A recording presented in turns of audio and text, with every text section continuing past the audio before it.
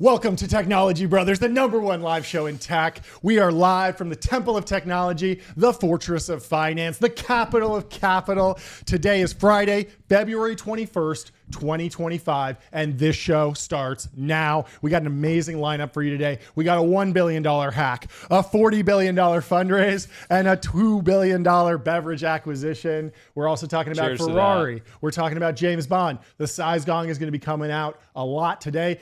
Jordy and I are white pilled. We're in white suits. Things are great. It's a beautiful day. It's a beautiful day. So get pumped, get excited for this show. Let's start with the hack. $1.4 billion is missing. Where'd it go? Who lost it? Break it down, Jordy. Okay, so as usual, once a month in crypto, $1 billion is stolen. It's really like, I saw this, you told me about this article and I was like, okay, why should I care about this one? I don't know why it is, but it seems like it's always toward as the market starts to dip that the chaos really kicks off.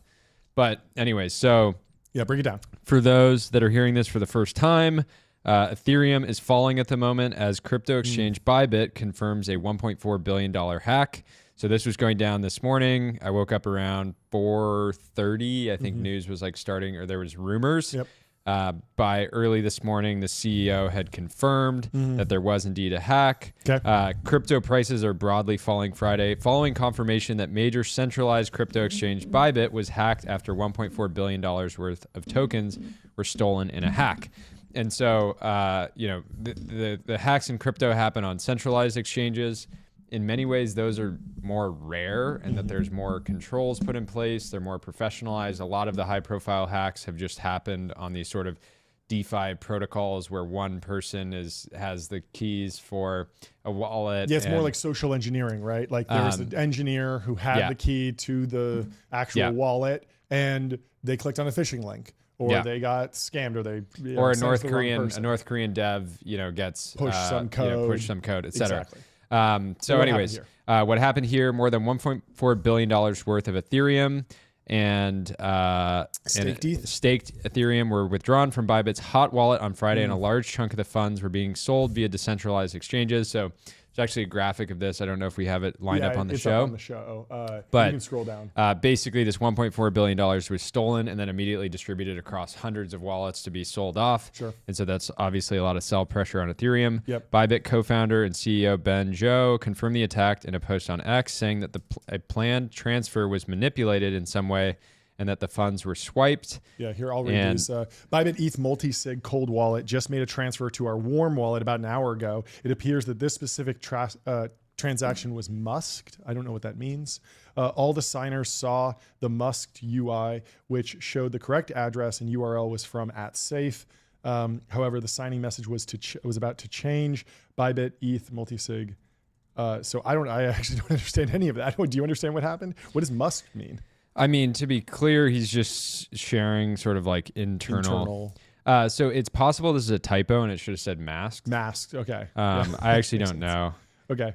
However, the signing message was to change the smart contract logic of our ETH cold wallet. The hacker took control of the specific ETH cold wallet we signed and transferred all ETH in the cold wallet to this unidentified address. All other cold wallets are secure. All withdrawals are normal. Ethereum is down 3% on the hour to a current price of $2,727, while Bitcoin has dipped nearly 1% to $98,000, which is kind of where Bitcoin's been trading around for the last month or two. And so security researcher Zach XBT had sort of front run Ben's, the CEO's post saying that there was suspicious outflows from Bybit and that a source confirmed to him that it was a security incident. Yep.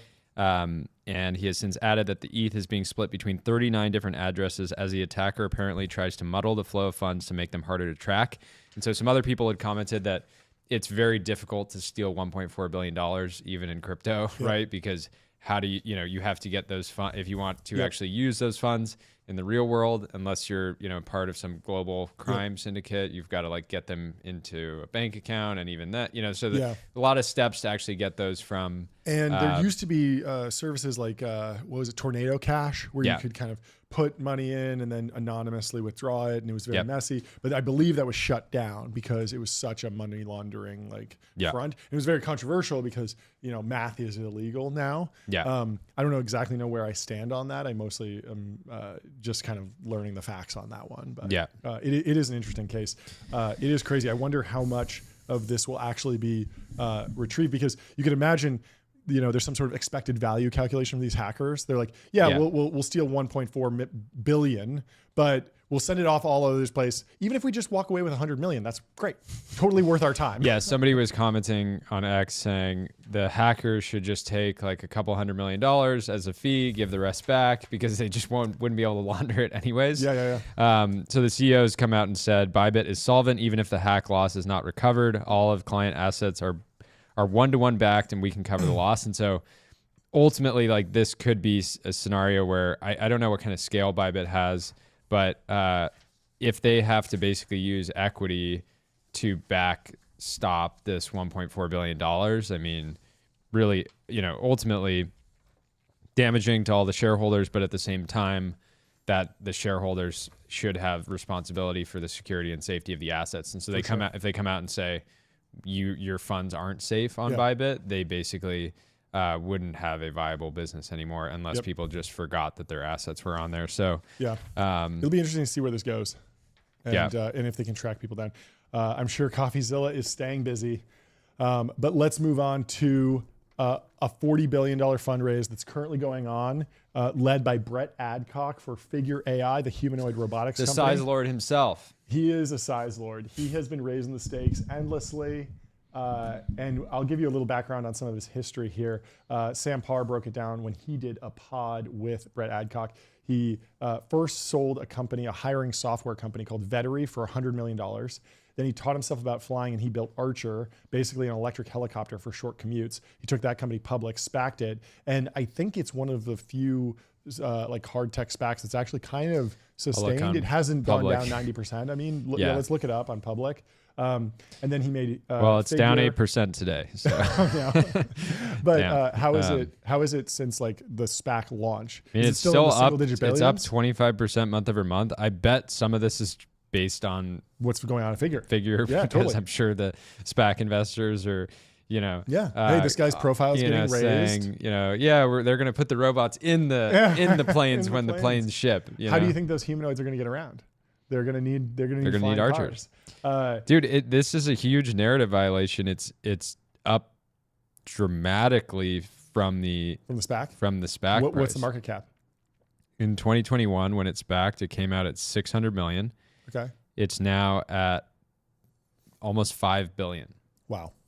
So who would have thought? Because like flying cars are not just racing around, so it's still a speculative investment in many ways. But and I mean, like, if you look at even in December of last year, so a few months ago, Archer Aviation stock, I'm on the Alpha Feature public, faced a significant drop of 24% due to increased short selling activities and funding concerns. So short sellers got absolutely smoked. Wow. On this one, depending what kind of position they took.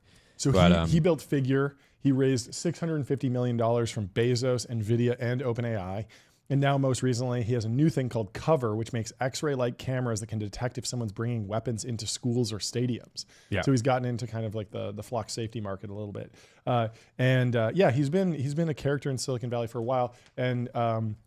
But this particular fundraise has been controversial because it's driven heavily by SPVs, which are special purpose vehicles.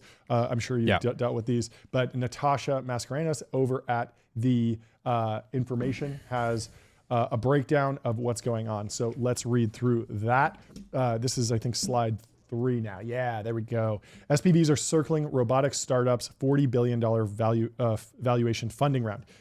Special purpose vehicles are now a mainstay in venture capital, showing up in some of the biggest deals in artificial intelligence, from OpenAI to Anthropic, as a flexible way to raise cash from a larger pool of investors. And to be clear, not always a larger pool. Like some of these big, Thrive Capital will do an SPV, but it might be for massive investors, right? It's not always this massive pool of investors.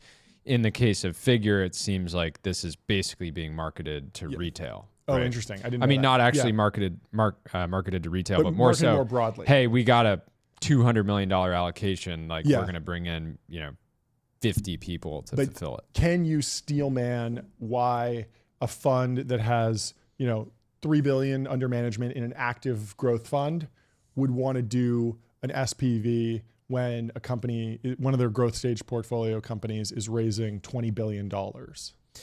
There's a bunch of incentives to do SPVs. One, maybe you don't want to be over concentrated in a single fund. So if you're already if you're a growth fund and you have 10% of your investable capital already in that company, it's more and more risk to go further. I think Founders Fund gets very aggressive with this, and that there's more comfort being like, we have 15% of our fund in this one company. But Founders Fund has also done SPVs as well. Yeah, but they'll still do where SPVs. They go back to the LPs the other and reason, say, hey, you're already committed to this. You have allocation, but if you want more, you can get more access because this fund is this round is so big, we just can't fill it all. And one of the reasons why investors love SPVs, even if you're operating a large vehicle already, is that the SPV is deal by deal. So if your fund has 6% IRR and you're getting some carry on that and your fees, but then one SPV does a 10x, you're getting the full benefit of that. All of the carry, all the 20% carry from that. Even if your fund underperforms or doesn't achieve the milestones that you initially set. So there's a lot of really reasons. Attractive way to get allocation from like lower tier or maybe people outside of Silicon Valley into SpaceX or Android. There's been a lot of SPV activity there. And this is why AngelList has caught flack historically, although it's a fantastic platform and like I'm a weekly active user.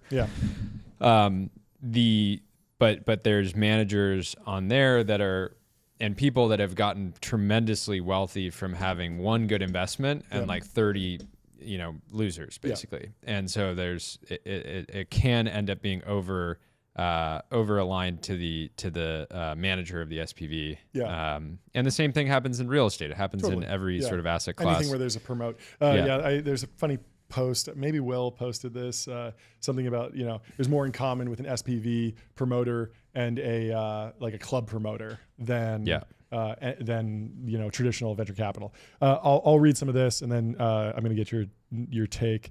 Now, fund managers are considering using SPVs to fund a huge new round for Figure AI, the 3-year-old startup that builds humanoid robots. The Sunnyvale, California-based startup is in talks to raise $1 billion to $2 billion and is seeking a $40 billion valuation, according to 3 people with direct knowledge of fundraising efforts. The company has received a term sheet at that valuation, according to one of the people interviewed. Align Ventures, a New York-based early-stage venture firm that invested in several of Figure's prior rounds, has talked to investors about raising an SPV of several $100 million from its limited partners and other investors, according to 2 people. Parkway Venture Capital, an early-stage deep tech firm that previously invested in Figure, also plans to invest in the round, according to people.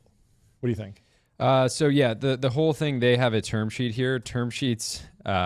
The person sending the term sheet determines sort of the entity behind the term sheet determines the weight that other investors put on the term sheet, right? So Andreessen Horowitz sending a term sheet is very different than a $30 million seed fund that nobody's heard of before sending a term sheet, right? And term sheets are not legally binding. They're not legally binding. They're in this case could very well be strategically sent in order to one. The other thing is these. I believe we know Parkway, and I believe that Align is in the same boat. I'm trying to check. So like Align Ventures, for context, their entire portfolio on their website is CPG companies. So they've done Billy, Carev, Coterie, The Farmer's Dog, Figs.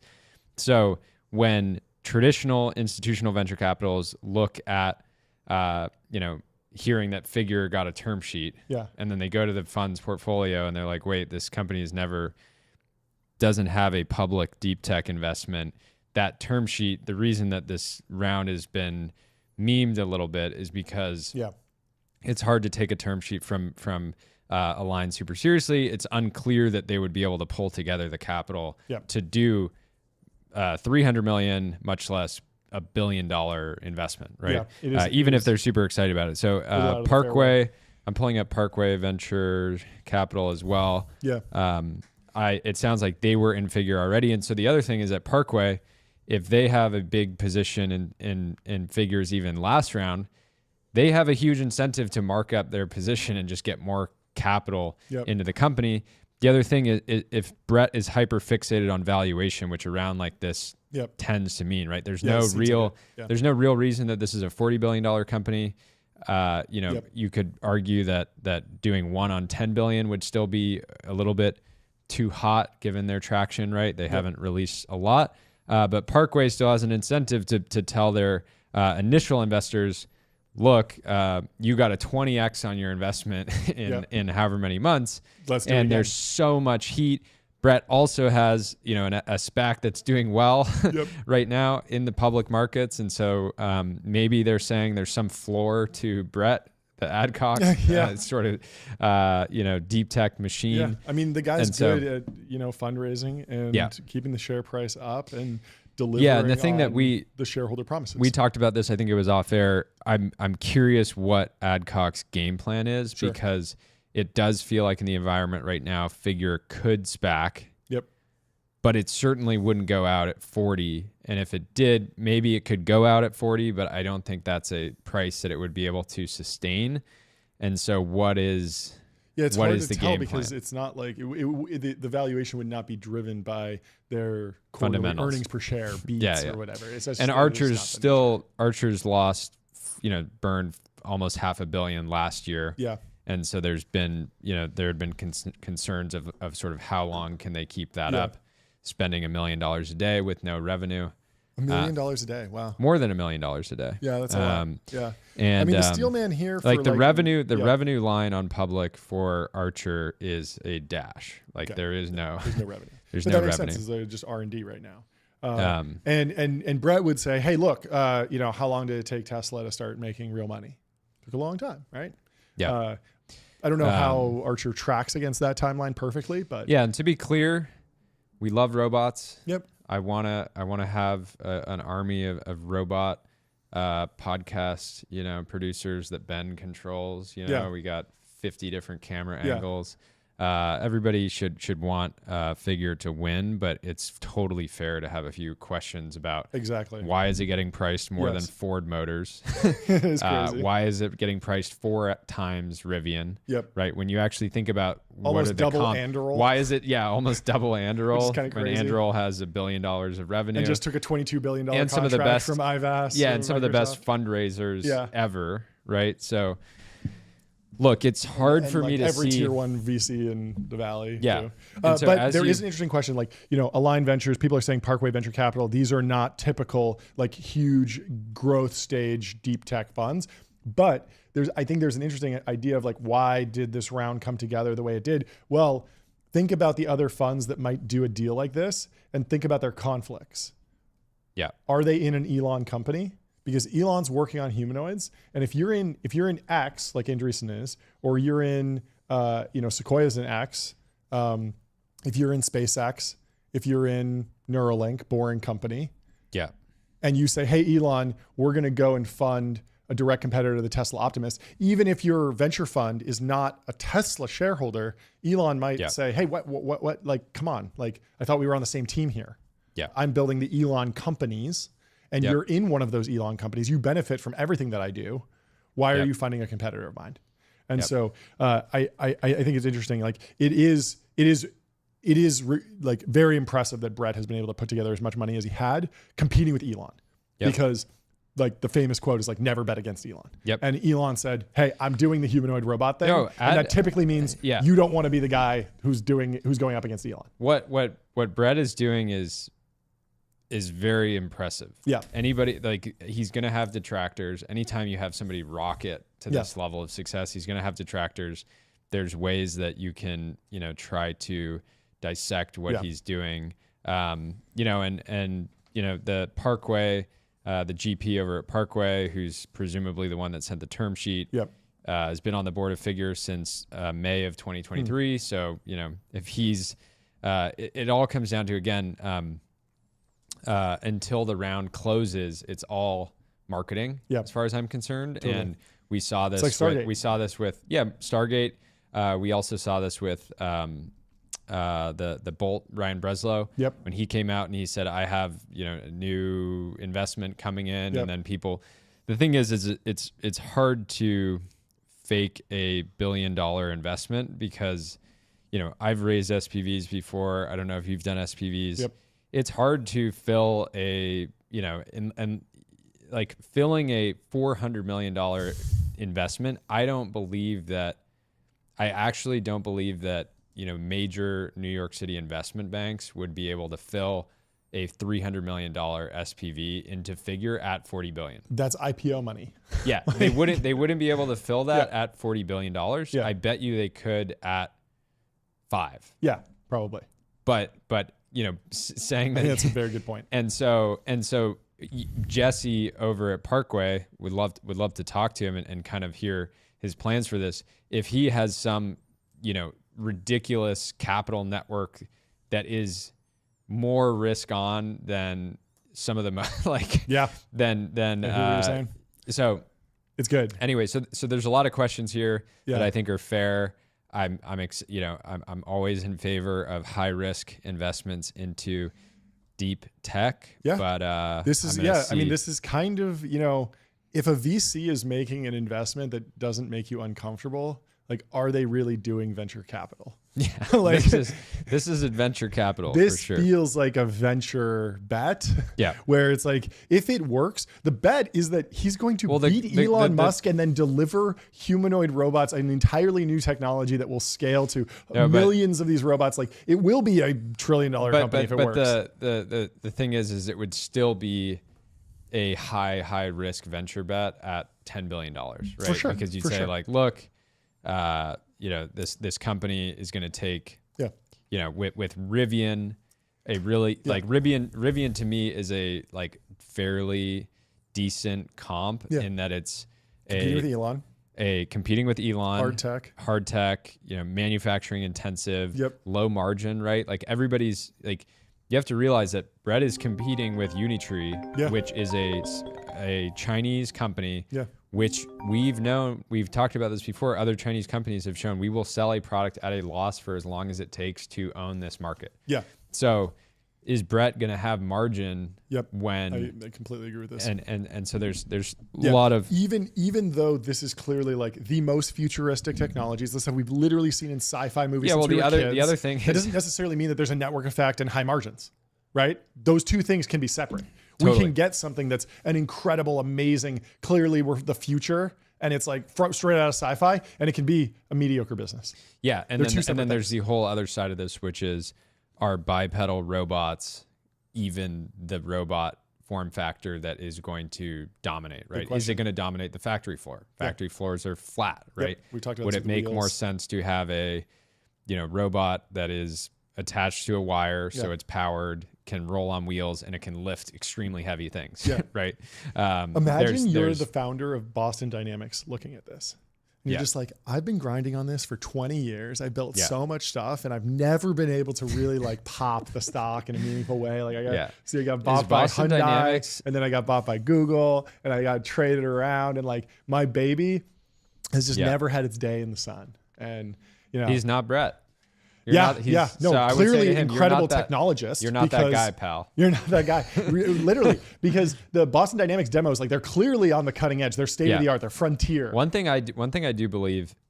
Brett's very good at fundraising, very good at recruiting, very good at building hype. Deals guy. Capital. He's good at puzzling together. So we got the campus. We got the BMW partnership. We got the money. Then we'll get another deal. Then we'll get a thing. Then we'll hire some people. If we had conviction that Figure was going to, there's this whole thing which is, Figure could argue in a TAM slide, our TAM is not the value of the robots that we're selling at retail price or in these big enterprise deals. Our TAM is the labor force that we're going to provide and the ongoing earnings when we displace every factory worker in the world or every agricultural worker in the world, right? So there is an art, like he can go out and make a case for how the TAM for this is $5 trillion, and it's very, investing now. I think from that Dwarkesh Satya podcast, it was the global economy is 100 trillion, and labor is something like 60% of that. Yeah. So you're looking at a $60 trillion market. Yeah. And it's like, yeah, we're going to take, 2% of that. It's great. Trillion-dollar So business. they're giving away the shares at 40. They are giving away shares. Let's rip through some of this just to give the folks some extra data. This is a massive up round, 15 times the last valuation, which was 2.6 billion. Normally, I feel like when you get into the 2.5 billion range, the next round's at 5 billion. You don't really see that many 10x or 4x. up rounds. 4x. 4x maybe. 4x is like, it's you pretty normal to go from the yeah 2.5 to... and that was just a year ago. Jaw-dropping jump even in this market. Figures investors may ultimately not use SPVs to back the company. They could always just jump the line and go direct. The startup hasn't approved any SPVs and has asked its existing investors to invest from their own funds because they might want to put in more money if they're not having to pay fees, right? Bloomberg first reported on Figures AI's target valuation. It's true that investors are excited about a new generation of robotic startups. There's a lot of these. Field AI is a maker of AI models to control robots that's targeting a $2 billion valuation. They're raising... Yeah, and we saw Lockheed's company. Yeah. And is Daniel No, he's part of... There's part of the other one. It's called like General Intelligence or something. SSI, I forget. yeah. There's a lot of generic names. No, and the argument for why Figures valuation could be nearly 2x Anduril's is that Anduril, if they wanted to raise from a hodgepodge group of random SPVs, they could do it at 60. I'm sure, yeah. Right? I mean, they've talked about the oversubscribed nature of these rounds, and they could probably pump that up. But Anduril with IVAS at $28 billion feels like they could raise from less sophisticated institutional investors at almost double themselves. Right? Imagine how much they could get if they went to China. Yeah. Imagine they're just like, actually, we only care for the valuation. The final frontier. The mission doesn't matter anymore. Yeah. Let's just rip, get some crazy money in here.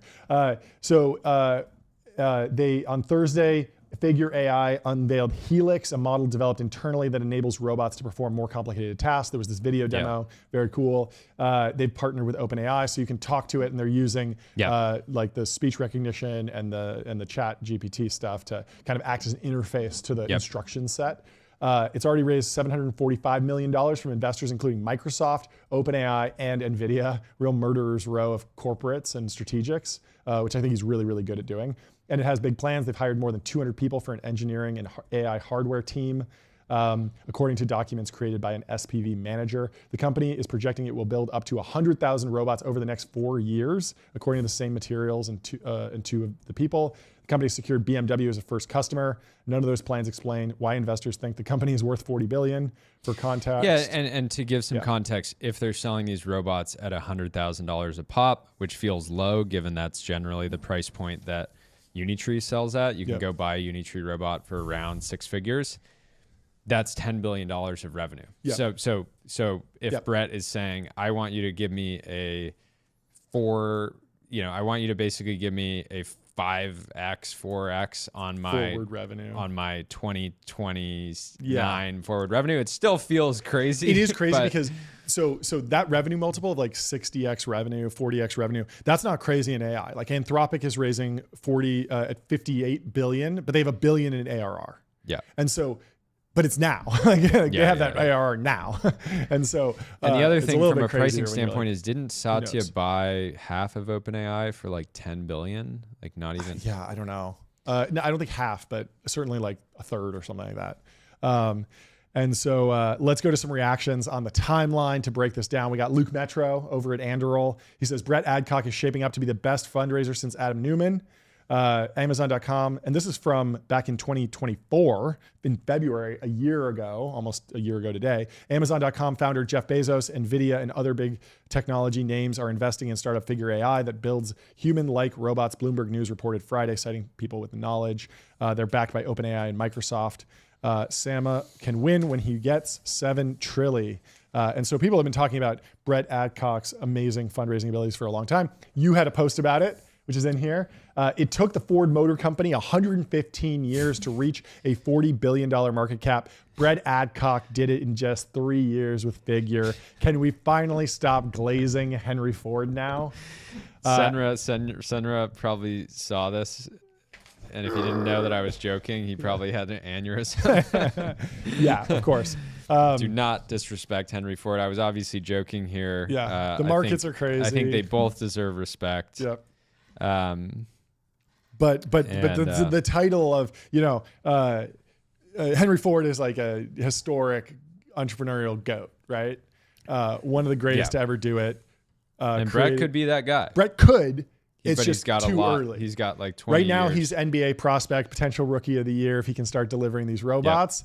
But his jersey's not going up in the rafters unless the cash flow gets there to back it up. I just think at this point, like, believability matters so much. I agree. Right? Like when Humane came out and they said this is the future computing platform, nobody believed them. Yeah. When Figure goes out and says we believe we're worth $40 billion and that's where we want to take new capital, nobody believes it. And it's such a, and again, I just think you could have raised a 3x up round and, everybody probably at a $5 billion valuation with like scrappy engineers, a little bit more like, hey, we're just focused on engineering, building, we're sharing even more. The vibes could be way, way better. Yeah. Right. But instead it seems like frothiness as a brand. Right. And that's odd. So Sheil Monat says Figure humanoid robots reportedly raising at 39.5 billion. So it's not 40. Give me a break, Jordy. He's not raising at 40. He's raising at 39.5. Yeah. Okay. Sheil says frothy. I wonder if they chose it to be slightly less than that so that it feels like there's some science-based reason. Like they put it in a spreadsheet and they popped out, this is the right number. One time I was negotiating with VC early on in my career, and he's like, oh yeah, like I put my whole team on this. They built a whole bunch of models and they came back with like valuation for the company is like, $150 million. Like, can't do any better than that. And I was just like, that you clearly didn't do any math, because you would have given me like a not round number. You clearly just ballparked this because otherwise you would have been like, me, bro. like the spreadsheet said like 137,000,000.24, and so I rounded that to 138, and that's what we're doing. Yeah. Instead, it was just like, no, you didn't do this at all. So if you're raising folks, don't try and raise it 100 million. Raise it 99.99. Yeah. For a limited time only. Tell your LPs off. 3 easy payments. Three easy payments on the $20 million Series A. Sequoia used to do this for YouTube, I believe. They did a tranched investment. 3 easy payments of $10 million each. And then it turns out, as a founder, you really don't want to take tranched investments because you're sort of having to operate based on getting the money. But then if it doesn't come through, then there's so many reasons that the VC could change their mind. Yeah. Every private markets investor has made an investment at some point, or active ones at least, where they get the first update and they're just like, I messed up. And so Base Baron has a quote in here. He says, if Brett Adcock can raise money still, so can you. Never kill yourself. Very funny. Having some fun on the timeline. Having some fun. But, I went through Brett's post, and he's got some bangers in here. The guy can post. He says, I've raised almost $1.7 billion from cold emails from my companies. I've tracked performance of cold emails versus referrals, and cold emails consistently outperform by a long shot for a few reasons. Sharing mine, this is converting at 70% email to meeting. Hi, my name's Brett Adcock. I'm the founder and CEO of Figma. See the precision here, 70.8%. Yeah, he's a precise guy. Specific. There's something to this. I think you're onto it. Prior to this, I founded Archer Aviation, electric VTOL aircraft company, NYSE Archer, and also founder of Vettery, sold for $100 million. Do you have time for a call? I mean, there's a lot to like about this structure in the sense that it's just 2 sentences, very clear. He presents, what's he doing now? Why is he calling you?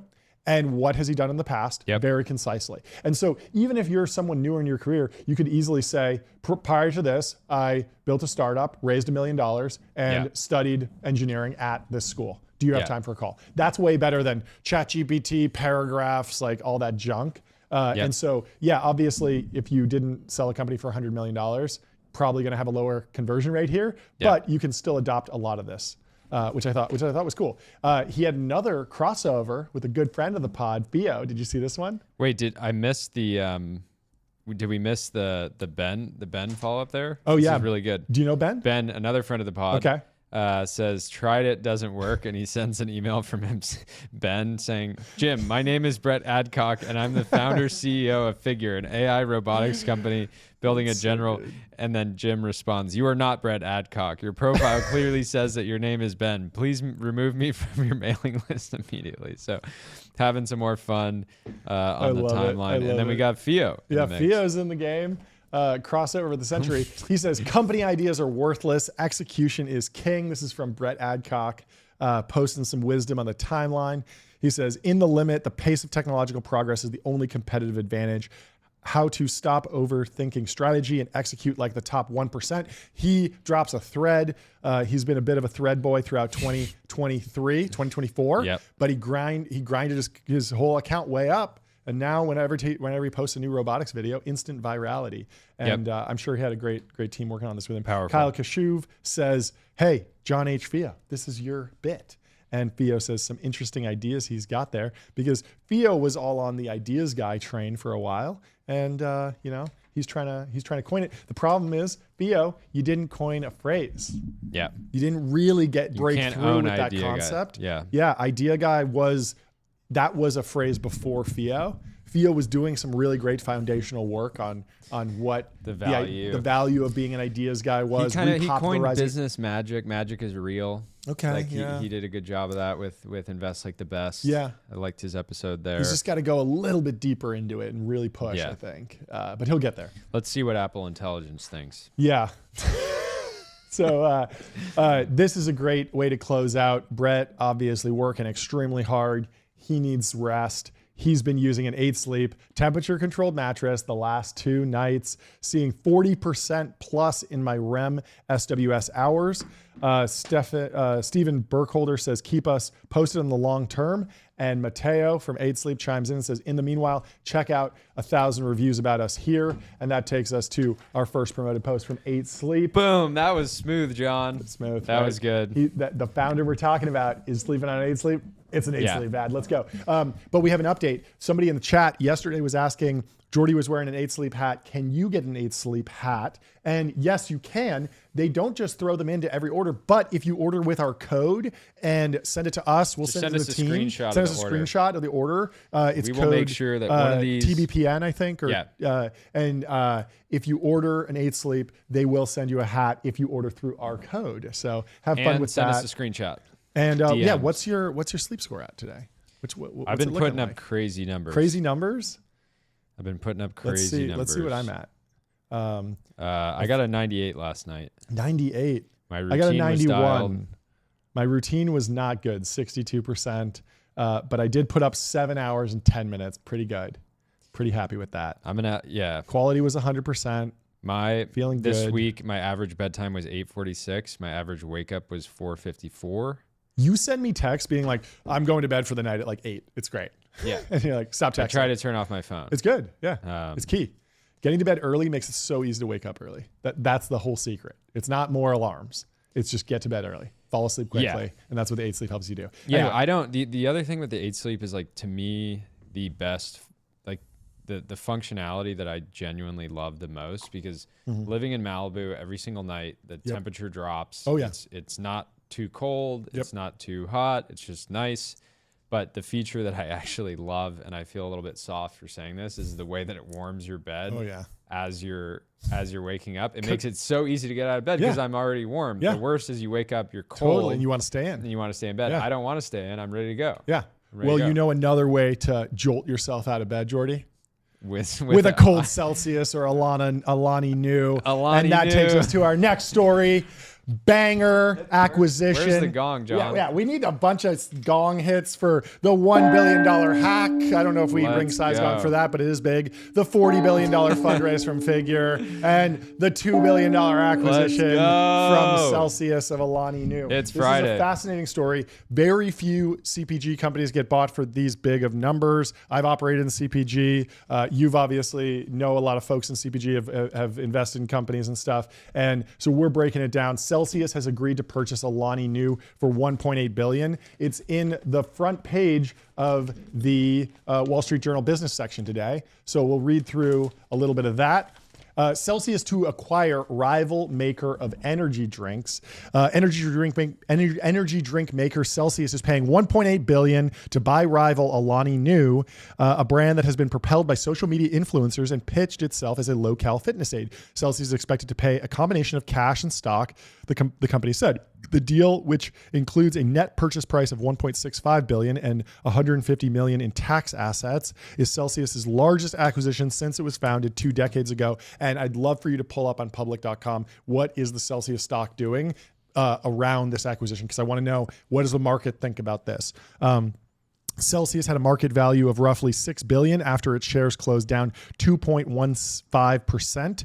At $25 a share on Thursday. Overall, energy drink sales have been climbing, but Celsius's growth has slowed over the past year. Celsius was a very, very hot stock. I think it was up in like the 20 billion market cap, and it's since fallen a little bit. A little bit of background on Alani Nu. Yeah, so Celsius, for context, is down 36% in the last 6 months. Yep, so they had and that was because the growth was slowing. Yeah, people were thinking, oh, this is slowing. going to dominate. He's going to beat Red Bull and Monster. Yeah. It's kind of a new category for the fitness-oriented folks, the healthier folks. Yeah, so but they're not really putting a dent in the Monster drinkers. This time last year, they were a $20 billion company. Yeah.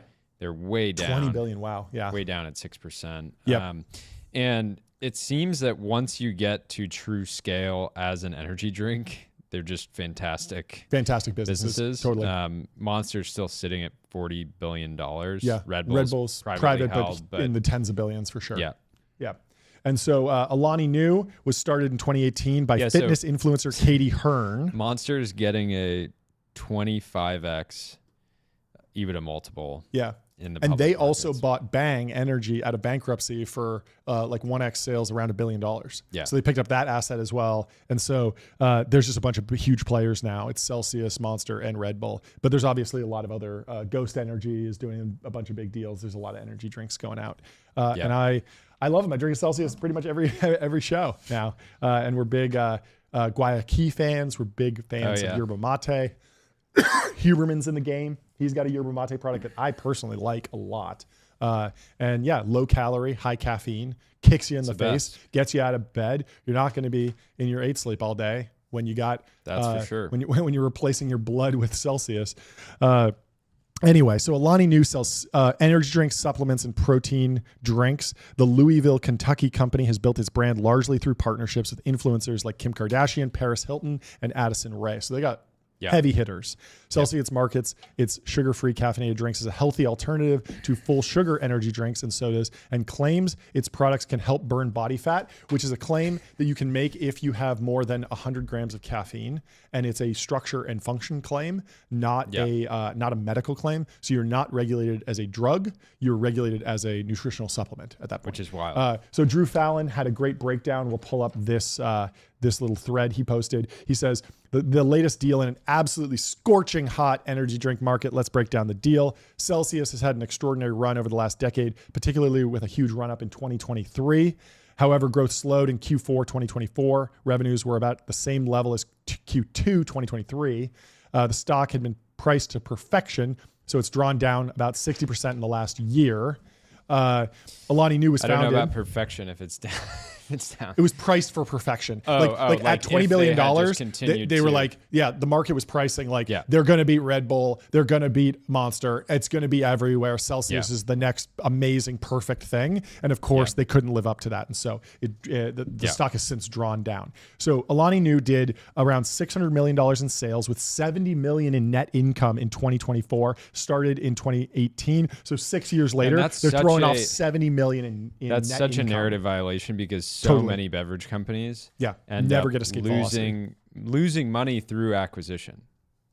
Like very, very common for these companies to just lose money, but they have market share and they're eating away at these sort of bigger incumbents, and then eventually they get bought. So it's been growing at 50% since 2022 with 50% repeat buyers. Celsius owns 11% of the energy drink market, almost 12%, but with slowing growth and the recent acquisition of Ghost Lifestyle by KDP, Keurig Dr. Pepper. So Ghost is actually off the market as well. It became clear that they were not going to increase their market share organically. And I don't know if you've seen what Ghost is doing, but they have like Sour Patch Kids partnerships. They have partnerships. There's also G Fuel, which is another independent company at this point. and Rain and Nos and Bang, and it's a crowded market. And so Alani Nu ranked as the 4th energy drink in terms of market share. Celsius is paying a net value of $1.65 billion. This is 2.8x sales. 26x TTM net income, $70 million, as we said. 20x adjusted EBITDA. Not crazy, but pretty high for CPG. Celsius is publishing 12x fully synergized EBITDA as the purchase multiple here. That is obviously wishfully low. Alani Nu was the last desirable and scaled asset in the energy space, and perhaps the most desirable since the energy boom. Celsius paid up for this one. Adjusted, fully synergized EBITDA feels eerily similar to Adam Newman's community adjusted EBITDA. So they're basically saying, like, look, we didn't overpay because once we get all the synergies, we're going to be making way more. So you have to adjust the EBITDA now. And this is really how you should think about the multiple. But sounds like the market didn't love the deal and the stock traded down a couple percent. Is that right? Yeah, let me pull it up over. So honestly, it seems like they kind of just added $50 million to EBITDA. Here's Celsius's reconciliation. I'm putting the acquisition to Celsius's credit, 20x EBITDA range. They're up 45% over the past week. They're building back. Yeah, okay. So overall, the response, I don't know when this was posted, but this news broke yesterday, kind of yesterday morning. They announced. Yeah, and it's interesting. I mean, it does still seem, Celsius has 163 million of TTM EBITDA. Yep. They have a 35x multiple. Monster is at scale with a 25x multiple. Yep. It does feel like they're priced somewhat fairly even at this mark, right? Yeah, and so they had 160 of EBITDA? Is that right? Yeah. Celsius. So they just added 50 to that. So that's a 25% increase in their EBITDA. Yeah. For a $1.6 billion acquisition at a $5 billion market cap. So it's kind of like a merger. But now I'm sure they had a ton of cash on the balance sheet prior. But now they control 16% of the energy drink market. And we'll give you some background on the long-term tailwinds in energy. The category has been growing really, really quickly. $90 billion is the global energy drink market. 10%, it's growing at 10% and is expected to grow 10% till the end of the decade. Increasing category adoption and incrementality, and 37%. And Celsius has that meme factor that Zyn does right now, where people are just they do the marketing for Celsius, and so they kind of have that. Yeah, they're if you blessed want in to, that sense. if you want to I saw just yesterday there was some senator, I believe, who posted like, I'm locked in. I got these bunch of Celsius and I'm working late tonight. And Brian Johnson was there being like, don't drink a Celsius late at night. It'll throw off your sleep. 100 milligrams of caffeine. Exactly. Yeah, you saw that post. And so sugar-free is gaining in ready-to-drink energy. In 2020, the sugar-free market was 39%. By 2024, it went to 51%. And it makes sense. Why would you want a bunch of sugar in your energy drinks if you're chugging them? A lot of people...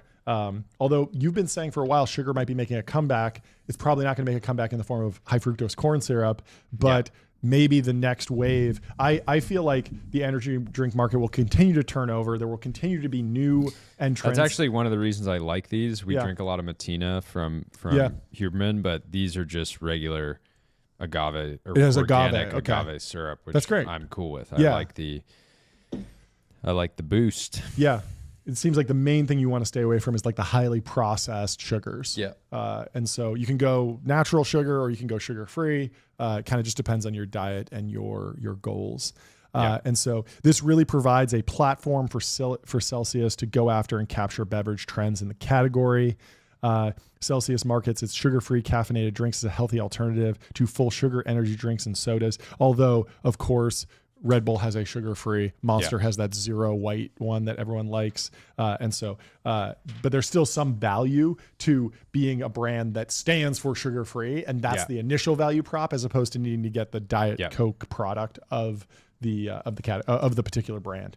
Totally. And so Mads Capital says the juice is back. He timed Celsius perfectly after hours and is now up bigly after they announced that they're buying Alani Nu. Jonah Lupton, I got back into Celsius after hours at $24.50 once I saw they were buying Alani for $1.65, which is not only accretive But Alani has a full suite of products from protein shakes to pre-workout and much more. This is a very smart deal by Celsius. I think the CEO saved his job for now. And so people are excited about that. There's a little bit of hate coming from Trevor Scott. I think this is funny.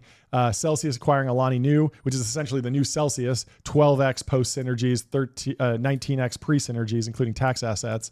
Q4 results better than expected. Revenue -4%, adjusted EBITDA -4%. Celsius up 31%. Declining sales. What do you slap on it? A high growth acquisition. Maybe this isn't such a negative bear take. This is actually like, yeah, he kind of did what he had to do. You know, you stop growing, get the thing that's growing, build the portfolio. Yeah, the challenge here is Celsius seems to resonate broadly with the market. Alani Nu with the branding. I don't see Chad's picking that up. Yeah, it does seem like it's like almost like the female Celsius, which could be very valuable. You know, for a long time, I thought of Red Bull and Monster as highly masculine products, especially Monster. You know, it's a Monster trucks. It's a very hard rock stuff. You don't see a lot of girls walking around with Monsters. Yeah, Red Bull Celsius was a little bit more because it was a little bit more vodka. Yeah, Red Bull vodka, and then also the Celsius I felt like was a little bit more gender neutral in the sense that it was like CrossFit, but when you go to a CrossFit class, it's usually pretty broken down evenly by gender. Yeah, and so I could see that kind of happening the same thing. There's an interesting post here by the Bank of Bravos. Did you see this? Are you familiar with any of these distribution networks? No. Okay, so have you run into them? Yeah, I've run into a bunch of these. The ABI network successfully scaled Monster, Bang, Celsius, and Alani Nu to significant levels. Energy drinks that enter the ABI network tend to scale well, but Pepsi often marks the final stop before growth dies. And so, interesting. Keurig Dr. Pepper, Pepsi, Coke, these guys have all these massive distributions. And typically at the later stage of a consumer packaged goods beverage company, you're going to want to do a deal with one of these guys and they will put you in all of their stores. But then there's also like essentially a deal that, hey, if it works, we're going to buy you. Yeah, but it can still be very valuable for all the shareholders and everyone can be happy. So this is how the distribution landscape has evolved in chronological order. The ABI network scaled MNST. MNST moved from ABI to the Coke system. Bang transitioned to ABI. Bang then moved from ABI to the Pepsi system. Then there was this lawsuit with the Bang and Pepsi. It was kind of a weird deal. But Celsius joined ABI. Then Bang exited the Pepsi system. That was the lawsuit. Celsius moved from ABI to Pepsi. Alani Nu joined the ABI network. Alani Nu is likely to exit ABI for the Pepsi system with the upcoming Celsius acquisition, creating an opening in the ABI network once again. And so we got to call Huberman and get Matina into the ABI system because there's a gap there now. And ABI is going to want a new client and they're going to want a good deal. And I'm sure it's going to be bid out. But whoever wins that, like, there's a reason why great companies keep going with ABI because that will. Yeah, and you have to pay, but it really is almost, you can think of it like a value add investor. ABI is Anheuser-Busch InBev. Yep. So they have, like everywhere you buy beer, which is just every single store, they have trucks with guys that go and deliver beer, right? And so there's no store in America that says, actually, I don't want Budweiser. Yeah, I'm good. I'm good. Not. Yeah, no, they all want the trucks to come, and when the trucks come, they say, hey, what else you got? Oh, you got some Celsius? Yeah, I do have some people that want that. Yeah, I'll try that. And they can even push. Couple cases on. And they can even push and say, hey, look, we're going to sell you Budweiser. We're going to give you a good margin on that. You'll be fine.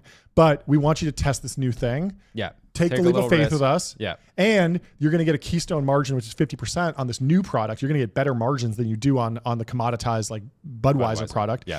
So you're going to make good money on the stuff that you move. It's not going to move as fast because people don't know Alani. People don't know Celsius yet. But eventually it's going to scale. And look at our track record. We did it with Bang. We did it with Celsius. We did it with Alani Nu. The next thing, when Anheuser-Busch comes to the local store, people are going to say, hey, yeah, this is going to be good for my business because you guys know what you're doing. You pick really well. And so if you're in beverage, you got to talk to ABI, Anheuser-Busch InBev. Anyway, if you're interested in this deal, if you're interested in Celsius, if you're interested in tracking how these mergers affect the public markets, you got to go to public.com. Investing for those who take it seriously. They have multi-asset investing, industry-leading yields, and is trusted by millions.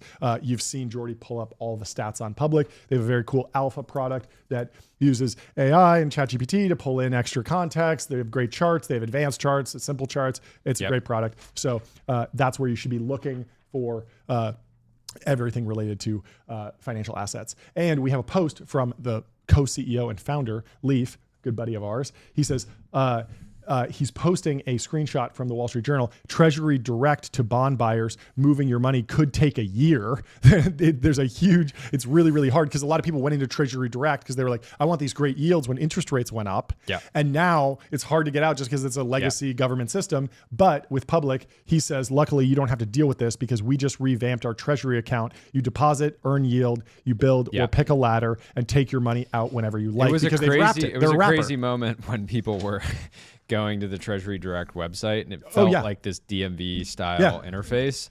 And so it was great that players like Public came in and said, "Hey, we're gonna actually just make this really easy, make it literally take whatever seconds to access that yield." So. Well, we got another amazing article about a storied automotive manufacturer, Ferrari. We're breaking it down. There's an article in the Wall Street Journal today, the wild economics behind Ferrari's domination of the luxury car market. We've talked about Ferrari before. A lot of weird decisions going on. Doesn't seem to be affecting them financially. We're going to talk to someone who's owned a Ferrari, and that's on the part show of today. part of. We have Jordy Hayes here, former Ferrari owner, here to break it down for us. Jordy, I'll read you some of this. It's amazing with my experience that I still love the brand. Oh yeah, breaking down constantly, and you're like, but it's still goated. It's goated. It's amazing. They're beautiful. They own red. what more do you want? Just like the way that we own green, they own red. They own red. So with a list price of $3.7 million, Ferrari's new hypercar was revealed to the public in October with a twist. It wasn't available for sale. All 799 units of the low-slung, high-haunched F80 model, the most expensive production vehicle in Ferrari's history, had already been promised to top customers like Luc Poirier. The Montreal real estate entrepreneur already owns 42 Ferraris. He said he felt lucky to be allowed to buy yet another. To be chosen to buy Ferrari is for one of their hypercars is a true milestone for any collector. Yep. Money isn't enough to buy a top-of-the-range Ferrari. You need to be in a long-term relationship with the company. By leveraging the rabid fandom of its customers through the business model based on uber scarcity, the storied Italian company is enjoying a new golden age. Following an almost tenfold increase in the stock since its IPO a decade ago, Ferrari is now worth $90 billion. That's two figures. Two figs. That's two-figure AI robotics companies. You take two of them, you get a Ferrari, making it the most valuable car company in Europe, despite delivering just 13,752 vehicles last year. So, Jordy, why don't you break down what their strategy is with these super restricted hypercars? How do you get one? Just break it down, make it. I've talked about. I don't think we've talked about this on the show that much. I know I've talked about it before on X, but Ferrari has this fantastic business model that's similar to every other luxury brand that you'd be familiar with: Hermes, Rolex, Patek, all these different companies. They basically make. No matter how much money you have in the world, if you want to buy these cars, watches, bags, etc., directly from the manufacturer, directly from the brand, you have to play their game. Now, every single brand has a different version of their game. There's plenty. You can look up online forums for every brand and see, what game did you have to play? And the game is basically spending money on things that you don't necessarily want to get the thing that you actually want. And so Ferrari and Porsche does this as well. Every brand gets knocked for this because people say, I have 300 grand. I should be able to buy the GT3 RS. And Porsche and what people don't realize is they're using these hyper exclusive cars as top of funnel marketing for every other car in their portfolio, or every other watch, or every other bag, or every other product that they make, right? And so in the case of Ferrari has been playing this game for a very long time. It's been the most desirable cars in the world for a very long time. They typically are making under 1,000 units of their most high profile, most desirable cars. And these are the cars that are actually investments. Every other car that they make, for the most part, depreciates massively, right? Nobody wants a 15-year-old Ferrari that was the entry model, right? These cars end up trading at 30, 40 grand. Like, you can actually pick them up for very little because they're unreliable and they're not, you know, they like a just 360 weren't Modena is fairly accessible, probably still almost 100K, probably around there, but it's like a 20-year-old car at this point, and it was an entry model at the time. Yeah. And so ultimately, if you want to eventually buy Ferrari hypercars, you have to go in there and you have to just start purchasing cars. You have to get a Roma. You probably now would have to get a Purosangue. You have to get, you know, if you just 298 look or 296. Yeah, and one of the challenges is that owners know you basically have to have some real stones because nothing is guaranteed in the game. You can go in there and spend you could go in there and spend $5 million with Ferrari and still not get access to an F80 because you're not even close to being in there. And so Ferrari, and it's not just that, you also have to lose money on options. Right? Yeah. You have to be, you can't just be walking in and saying, okay, give me the base every model. 3 years I lease the base model. Yeah. No, it's like, come in, I'm customizing it. I'm creating a fleet. I'm a collector. Yeah. And the steel man of all this is that if it was just a one-click checkout on F80s, you would have maybe hedge funds coming in and like trading them, and they wouldn't actually go to collectors who promote the brand and live the brand. And when you see an F80 owner, you know that they're also going to have an SF90, you know, an F50, an F40. They're going to have the whole. They're going to be able to tell the whole story of the brand. They're going to be a brand evangelist almost, and that does raise the profile of the brand, I think, as opposed to if it was known as like, Ferraris, they come out and then they just immediately get turned into financial assets. You never see them in the real world. No one ever drives them. They're just thrown in the plastic. They might as well be NFTs. Yeah. And so Ferrari is unique as a manufacturer because if you go to Porsche as an example, if you want to buy a GT3 RS, you probably have to buy a couple Taycans, a couple Macans, maybe a Cayenne. And the key is you can't just buy them and immediately sell them. You have to buy them, hold them for some amount of time, and then sell them back to or trade them into the original dealer that you work with. So your relationship is not actually with the manufacturer, it's with the dealer. And so Ferrari, what's different is not only can you have to buy the cars from them, and when you're ready to sell it back to the dealer so that they make their margin again on that vehicle. And they don't necessarily pay market. They're going to give you like kind of dealers often will make you a lowball offer.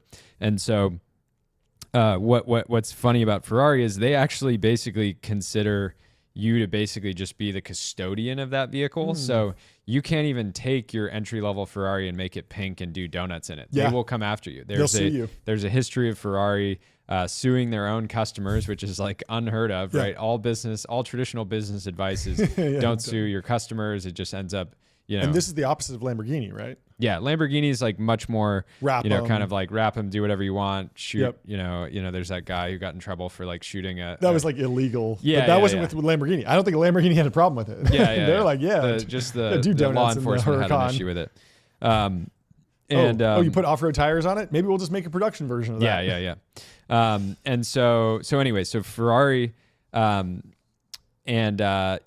Ferrari, the challenge is there is still, if they're making 800 F80s, there's still a ton of people out there that are buying lots of Romas and Purosangues and these other cars that are not getting access to those. And so the challenge now, and Doug DeMuro has a bunch of good content on this. The challenge now is people are saying, I've been losing, people were spending all this money to get an SF90, immediately losing 400 grand, and then they're still not getting the call from Ferrari. And Ferrari is picking their favorites, right? Because the SF90 was unlimited production run.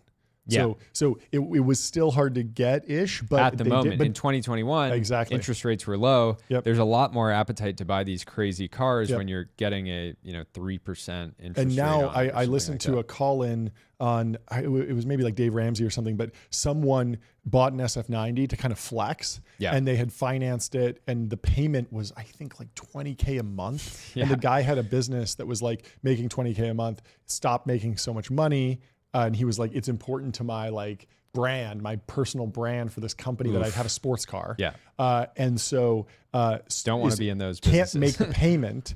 Has to like move. And now if he sells the car, he paid $800K. He would have to pay to trade it in. Yeah, exactly. Yeah. So he has like 400,000 of negative equity on the car. He's Yeah. effectively bankrupt. And so Yeah. people were saying like, yeah, maybe you have to like crash the car and get insurance or something. It's like, But really even then, sketchy. the insurance is going to say what's the replacement value of the vehicle. Exactly. So it's anyways, really, bad, really bad. Anyway, bad situation. let me break Ferrari, down the Ferrari, like comps. to be clear, Yeah. they have an actual list. So, Yep. so for background, I looked at buying a classic Ferrari dealer in 2020, at the beginning of last year, and spent a lot of time with this business that was based in Europe, and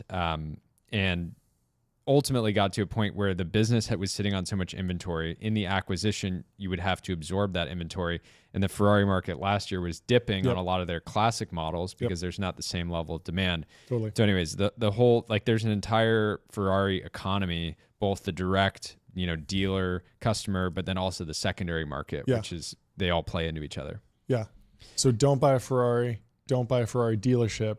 Buy Ferrari stock. Buy Ferrari stock is doing great. Stock is way up. They're trading more than 40 billion higher than Volkswagen, which sold more than 9 million cars last year. Volkswagen's worth around 50 billion, I believe. Most of Europe's auto industry is plagued by a weak domestic market, costly transition to electric vehicles, and new competition in China. The chief executive officer of Ferrari, Benedetto Vigna, said in a recent interview in Maranello, "We are not an automotive company." The city in northern Italy where Ferrari is based. We are a luxury company that is also doing cars. And that's the kind of thing that true enthusiasts will cringe and cry over, because they just want Ferrari to focus on making the most beautiful, performant, timeless cars.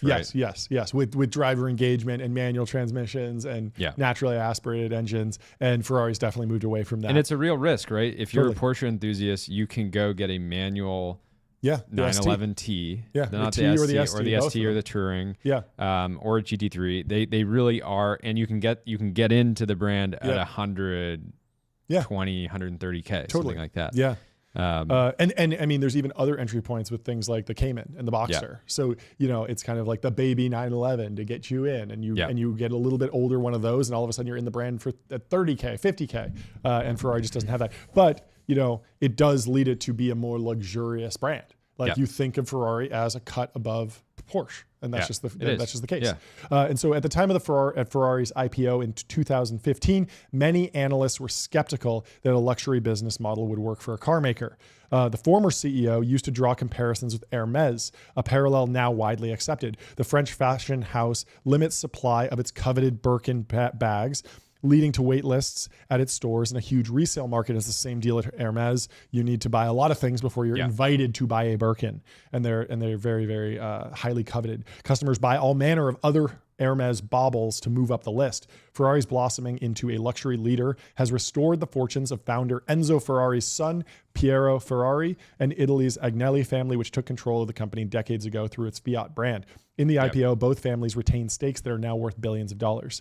Another group that had profited from its Ferrari's investments, savvy collectors. Most cars are famously depreciating assets, including most standard Ferraris, but the value of rare Ferraris has soared in recent years.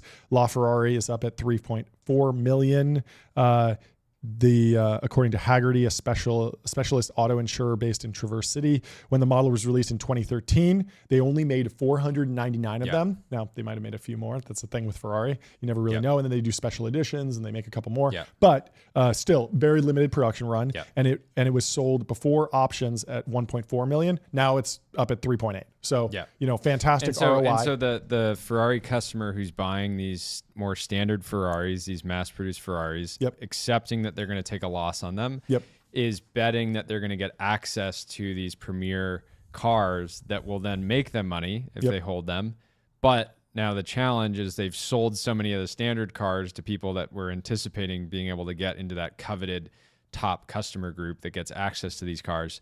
And so they're hitting this wall where they've now seen terrible sales on the Cylindri 12 Cylindri car, because people are like, I'm not going to spend $700K on this car that's going to, have terrible depreciation, and you're not even giving me confidence that I'm ever going to get into that F80 bucket. Exactly. Yeah. So last spring, a Houston real estate broker bought one of Ferrari's much hyped Puro Sangue models. That's the SUV, the first 4-door vehicle. The list price was close to $460K, but can approach $1 million with add-ons. So you're talking $1 million for an SUV that's not even a track-focused sports car. And so you really have to have money to spend. And when the broker flipped it, the dealership that had sold him the car sued, saying that he was in breach of contract, giving it right of first refusal for 12 months after the sale. According to the plaintiff's petition, they recently settled without disclosing terms. And so, they were probably like, hey, how much profit did you make on that? Yeah. Give us a piece of that and we'll call it even. But still, it's very aggressive with your customers. Yeah. Anyone with a few $100K can buy a regular Ferrari as long as they're willing to wait a couple years. While standard models aren't subject to strictly limited runs, the company still lives by Enzo Ferrari's scarcity dictum. Ferrari will always deliver one less car than the market demands. Smart. Limited edition Ferraris are even scarcer. You can't just walk into your local showroom and buy one. These range from special versions of regular models to the design-oriented Icona series, which is your favorite. That's the SP1, SP2, SP3. Most exclusively once-in-a-decade hypercars like LaFerrari and F80. And so a lot of people were also upset about not being able to get SP3 allocations. Yep. And so it's yes, I get it that you do the hypercar, the F80, the F50, the LaFerrari, the Enzo every 10 years. Maybe I'm not on that list, but can we do SP3 for me? Because that's just a fantastic car. And it's in the $1 million range. SP3 seems much more likely to be an investment car, an investment asset. Over the F80. Even potentially over the F80. Interesting. In my view. It's an odd positioning because it's this new bucket of hypercars from Ferrari, but it had the same problems where it was very, very limited run and very difficult to get into. And so frustrated a lot of people that were sitting on SF90s down $400K. Yeah, so it's the same thing as a watch market. There's a lot of reason to just go buy the car that you actually want with Ferrari, but that decreases demand at the dealership level for Ferrari, right? If people are saying, oh, I want, I'm just going to go buy a LaFerrari on the secondary market, and they can go to someone like Sotheby's and get that car. There's actually an anecdote here from John Otto, who bought his first Ferrari in the 1980s after receiving an inheritance. Nice. Nepo. He got frustrated when he failed to get on the ladder for the Ferrari Enzo, a hypercar that preceded the LaFerrari. The retired entrepreneur who set up a business in Florida offering supercar test drives no longer owns the brand. Even though I had bought 5 or 6 Ferraris and several marquee Ferraris over the decade, I couldn't find a dealer that was willing to sell me one. I hadn't quite been as vigilant with my purchases or as aggressive as others. So opaque and difficult. You go from being, if you're somebody who's stretching to get a car, you will likely get smoked by somebody who's just saying, I'll buy it. There's people that would come in and say what are the 3 cars that you need to move right now? Okay, I just bought them. Make sure that I'm next in line for the car that I actually want. Here's an interesting comp. When Porsche launched its IPO in 2022, it leaned heavily into comparisons with Ferrari, but the stock has fallen by almost a third since its debut amid challenges in China and a botched electric vehicle strategy. This is the Taycan and now the Macan EV. And Ferrari shipped, what was the number? So Ferrari shipped, it was 1,000 cars, right? Ferrari shipped 13,750 vehicles. Yep. Porsche shipped 310,000 cars last year. The German sports car maker is too big to keep Ferrari style wait lists, except for a few models. That's the GT3 RS that you mentioned. At the extreme, smaller supercar brands struggle to deliver as steady a stream of new vehicles as Ferrari, leading to cash crunches. Aston Martin shares have lost more than 95% of their value since its 2018 IPO. Bahrain's sovereign wealth funds took full control of McLaren last year after a period of heavy losses. And so McLaren has a similar strategy where they did the F1, the P1, and now the W1. And so in theory, you should be saying, hey, I should get a 720S, I should get a 650, I should be on the McLaren ladder because I'll get up into those super hypercars. But then they also launched the Speedtail and a bunch of other like hypercars, but then they were like, it's not the real hypercar. The real hypercar is coming. It's the W1, it's the F1, it's the P1. Yeah. And so people got kind of confused. And whenever there's that confusion, it leads to brand degradation, in my opinion. Totally. And so let's go to some reactions and people talking about Ferrari. Morgan Housel posts a wild stat. And we mentioned this. Ferrari sold 13,000 cars last year, market cap 90 billion. Volkswagen sold 9 million cars last year, market cap 40 billion. And so it's not what you sell, it's how you sell it. And as a reminder, Volkswagen owns Lamborghini, Bentley, Porsche, and Bugatti. I think Porsche is independent. I think you might be wrong there, right? Anyway, there's a lot of Ferrari fans in the tech world. Tom Mueller says Ferrari Friday, and he posts a beautiful photo of a Ferrari that he has. He also has an F80 or an F40. I wonder if he's going to get the F80. Yeah, he's been a big fan. Palantir, friend of the show, is also sponsoring Ferrari. And the Palantir, Praying for Exit says, the Palantir Ferrari collab goes unreasonably hard. Look at this. Read the other sponsors on the Ferrari team. It's all killers. AWS, Palantir, Shell, Celsius, Pirelli, Celsius, the energy drink company, Santander, and HCL Software, which I don't know that one, but very cool. So we have some friends that are in the midst of doing a F1 deal, and we cannot wait to share it on the show. It's one of the best things that you can do if you like going to F1. Oh yeah, is just sponsor a team. Yeah, I mean, Eight Sleep did that, right? They sponsored. They sponsored the F1, partnership with Leclerc is fantastic. Brilliant. Yeah. And so David Senra, Founders Podcast, has a post here from Enzo Ferrari. He kept the main thing. Enzo Ferrari in front of his Maranello factory. I don't care if the door gaps are straight. When the driver steps on the gas, I want him to be scared for his life. I love that. It's fantastic. Enzo was a master of keeping the important thing, the main thing. What is Ferrari about? It's about acceleration, driver engagement, the experience of driving the car. People will put up with rough edges to get the best driving experience. And that's exactly what Peter Thiel did in 2005 when he did the Gumball.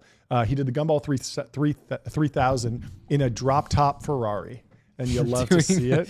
Doing it in a drop top is great. It's so cool. A lot of great tech founders and investors have done the Gumball. Love how he's posing with a sheriff there. Yeah, I don't know who that is, but what a great historical post. What a great little bit of Silicon Valley lore. That sheriff is now JD Vance. Let's go to Abhishek Kumar. He says, AI automation outsourcing, meanwhile Ferrari. There are trees that live inside the factory. It is labor intensive, and the level of automation is pretty low, and it's not the most scalable. And I bring this out because this layout gives an incredible flexibility to make design choices that optimizes the car rather than the manufacturing process. Yeah. This is quite distinct from most car companies. So super handmade heritage. Obviously, they're using tons of tooling now, but not all about AI automation outsourcing. That they're not worried about going to China and reducing COGS a little bit. They have very high margins, clearly from the market cap, but you're getting a different product. You're getting something that's closer to a hand-built, coach-built vehicle. But we've been comparing the car market to the watch market for a long time throughout this entire piece, and so we wanted to tell you about Bezel. You can shop over 22,500 luxury watches on Bezel. They're all fully authenticated in-house by Bezel's team of experts. And Jordy, I wanted to put you on the spot. You said you were interested in picking up a Cartier tank. I got 4 for you right here. I want to let you know, which one would you pick out of these 4 if you had to pick one? I found another one on there. It's on my saves. We'll have to show it the next episode. But I would go with something a little bit more vintage. Okay. Right. Okay. Gold or silver? What are you thinking? I feel like the gold is more classic. Yeah. But with the tank, it works with that. It works with the tank. Yeah. So for us Irishmen. Yeah. But tank is a fantastic watch. Very iconic design. I love about it. Louis Cartier made the decision to alter the Roman numerals on the dial.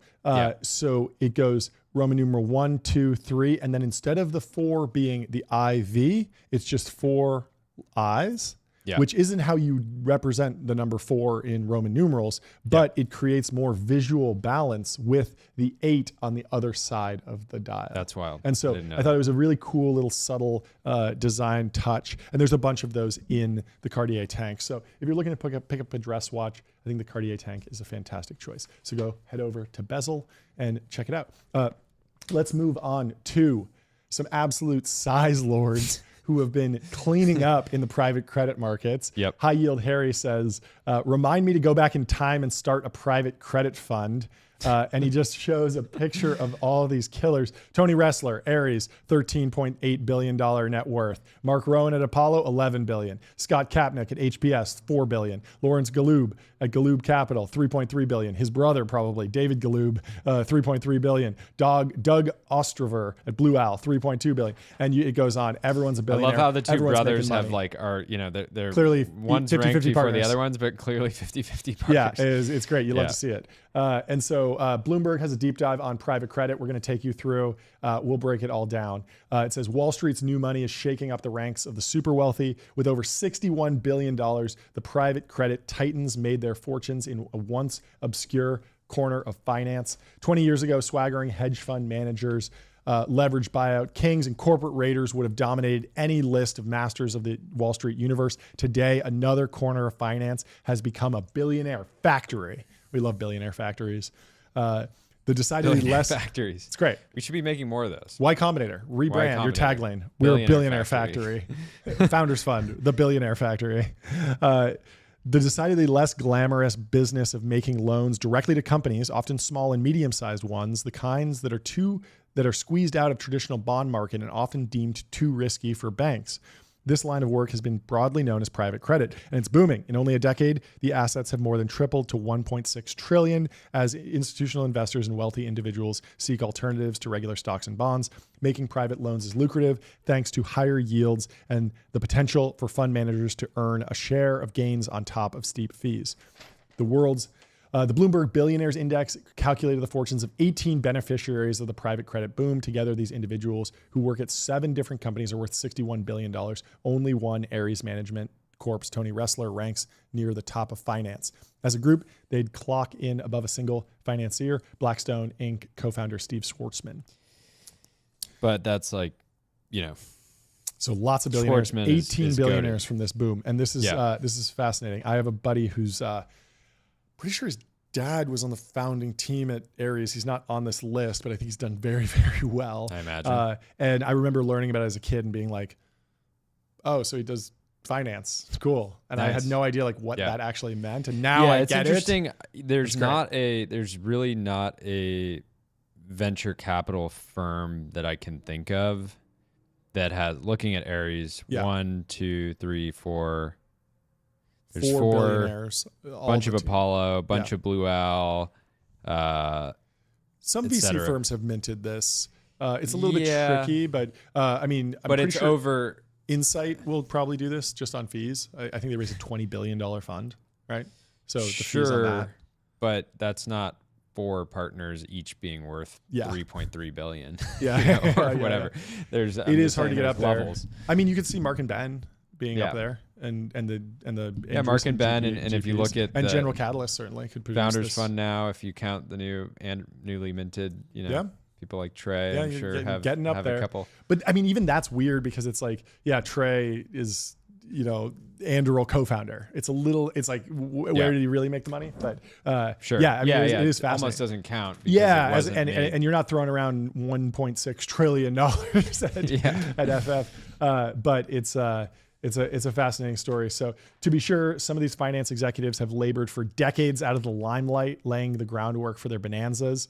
In terms of demographics, they're not a diverse bunch. They're all men, but 2 are in their 50s and 60s. 13 attended Ivy League schools, only 5 public universities, and many share one traditional Wall Street pedigree. They cut their teeth during the 1980s rise of junk bonds before the 1990 collapse. They've broken some knees before.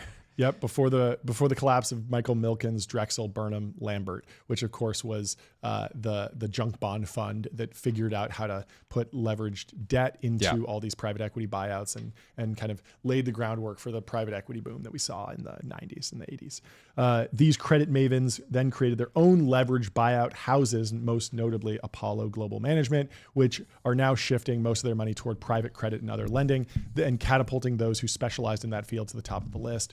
We singled out companies where we could determine that most of their business comes from private credit. That eliminated Blackstone, Brookfield, KKR, and some others who have private credit arms, but are not private credit shops primarily.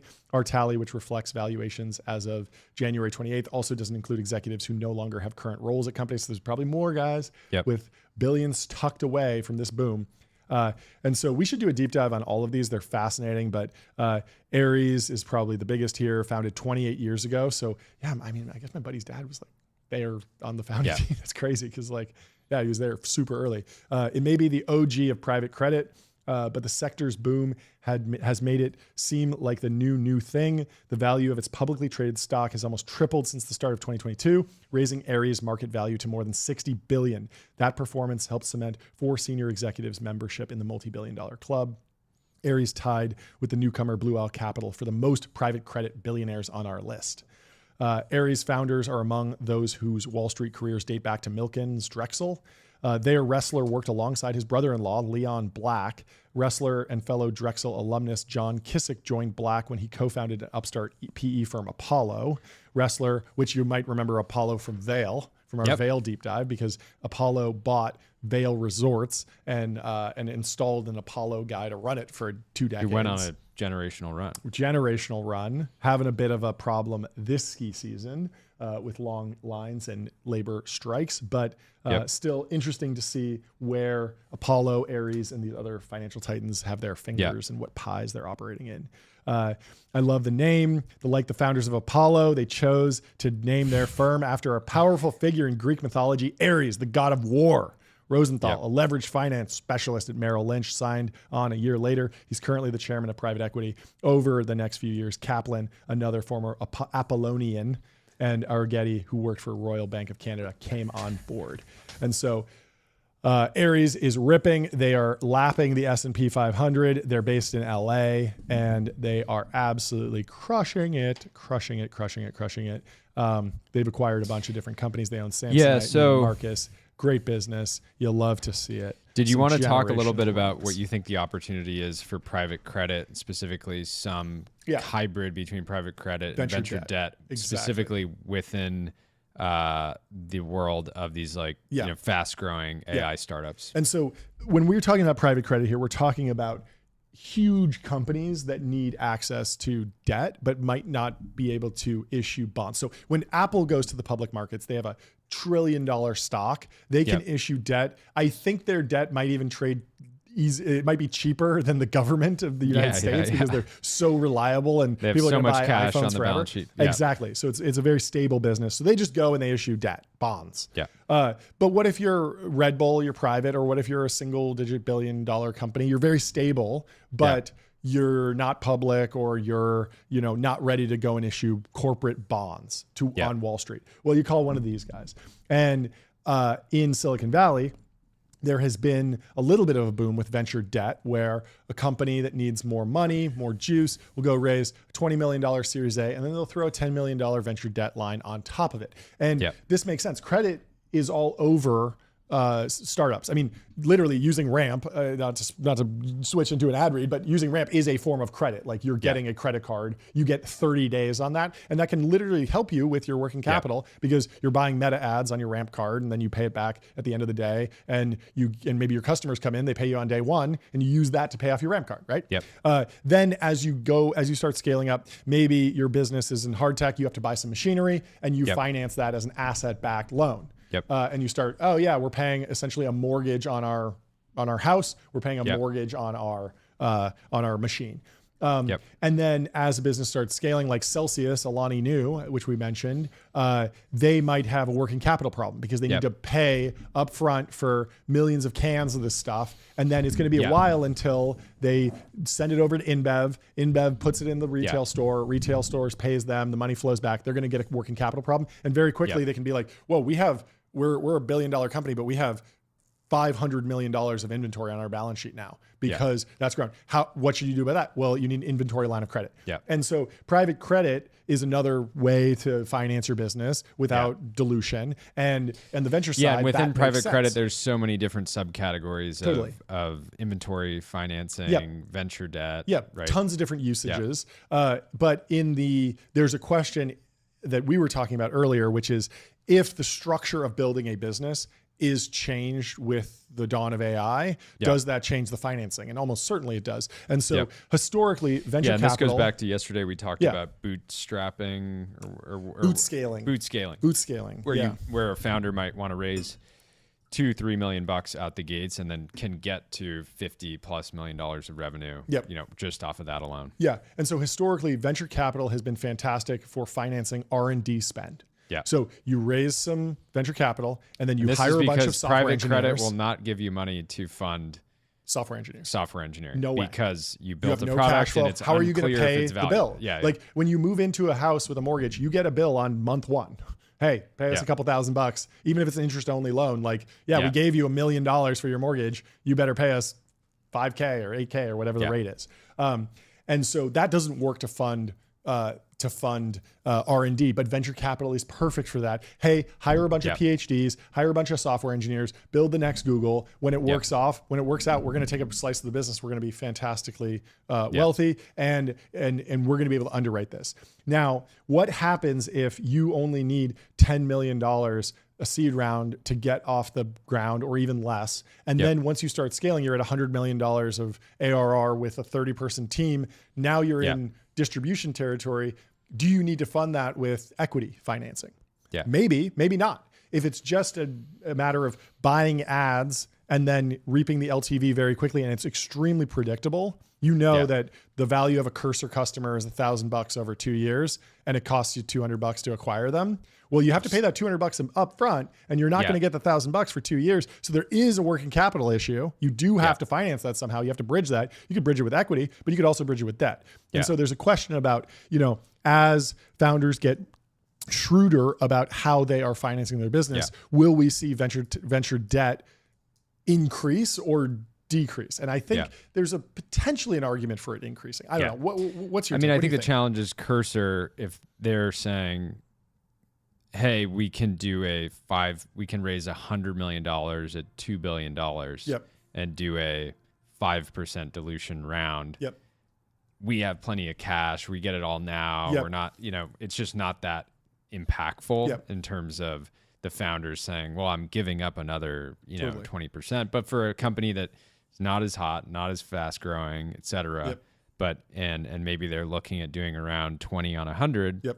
There's a scenario where they say, oh, it actually makes sense. I'd like to take some of this via debt because I know we're going to be able to pay it back. And the beauty of it is that, let's say you do, some sort of like 100 on a billion, you give up 10% of your company. If you hit a rough patch, you still own your company. Maybe you have a guy on your board who's going to be like, we got to get it together. But you still could have board control. You could have super voting. You're not going to lose your company. But if that 100 million is in debt and you miss a payment, there's going to be a debt covenant in there where they take over the whole company. This happened with Bench, right? Where they shut down super quickly because they tripped some covenants. And so the generalized knowledge within venture has always been avoid venture debt because it's amazing when things go perfectly. But if you have some bump in the road, which a lot of companies do, you can be in a really bad position and lose your entire company. And it's not going to be a 3% loan. Like for any sort of venture debt, you're looking at 10%. The other challenge here as to why we haven't maybe seen more private credit or venture debt become more popular is that Stripe's internal financing products are pretty good, right? If you're doing a lot of revenue on Stripe or even a small amount of revenue, they will start offering you debt financing, which is, they're competing, working capital.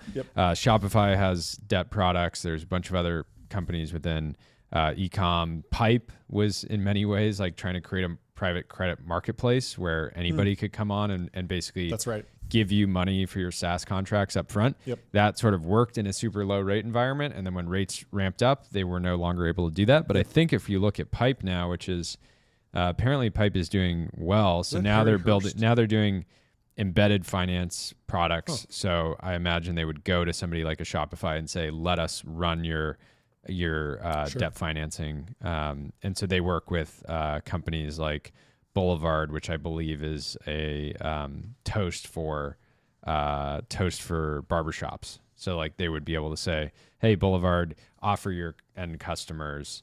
And so Pipe is in some ways competing with private credit firms that might have originally gone to Boulevard and say, we'll give you $100 million to lend to your end customers, but you guys sort of manage that program. So Pipe is an intermediary there, but I'm sure Pipe is then going and raising private, talking to the Apollos and the Ares and like the Goldmans, like a lot of these fintech companies, when they start offering credit products, they get that underwritten by a big investment bank essentially. And so this whole like private credit boom became a big meme. And I wanted to take you through some of the memes from the last few years. High Yield Harry has the 4-step plan for my $50 million credit fund. Rich parents, go to NYU. Step 3, bro down. To how to start a private credit fund 2020. 20 years of credit experience. That's what we saw with the Ares guys, the Apollo guys. But in 2025, this guy was 28 years old. He had a $6.3 billion family fortune, and he stepped out and raised a $50 million fund, which seems low based on his family fortune. Yeah, but maybe he's trying to get some track record going. Yeah, it's good. He's just going to be able to get yield on his family's. I love it. Yeah, fortune. And Netcap Girl has a little meme here. Bro, hear me out. I really feel like we should start a fund together. Are there a lot of funds being launched right now? Maybe, but it's me and you, bro. My dad was early at GSO before Blackstone bought them, and he'll seed us. No one can do private credit like us, bro. And so this is back in 2023, and people were definitely memeing it. People have been calling the private credit bubble for a long time. It is very real risk in the system. It's frothy. There's maybe at a point too many funds because a lot of people we've already talked about, banks can provide financing. These big software platforms like Shopify and fintech companies like Stripe can do it. So there's a lot of competition. There's a lot of funds. Banks can do it. There's so many ways to get access to capital that I'm sure there will eventually be too many funds. The returns will drop and then people will sort of fade out, right? Just like any category. 100%.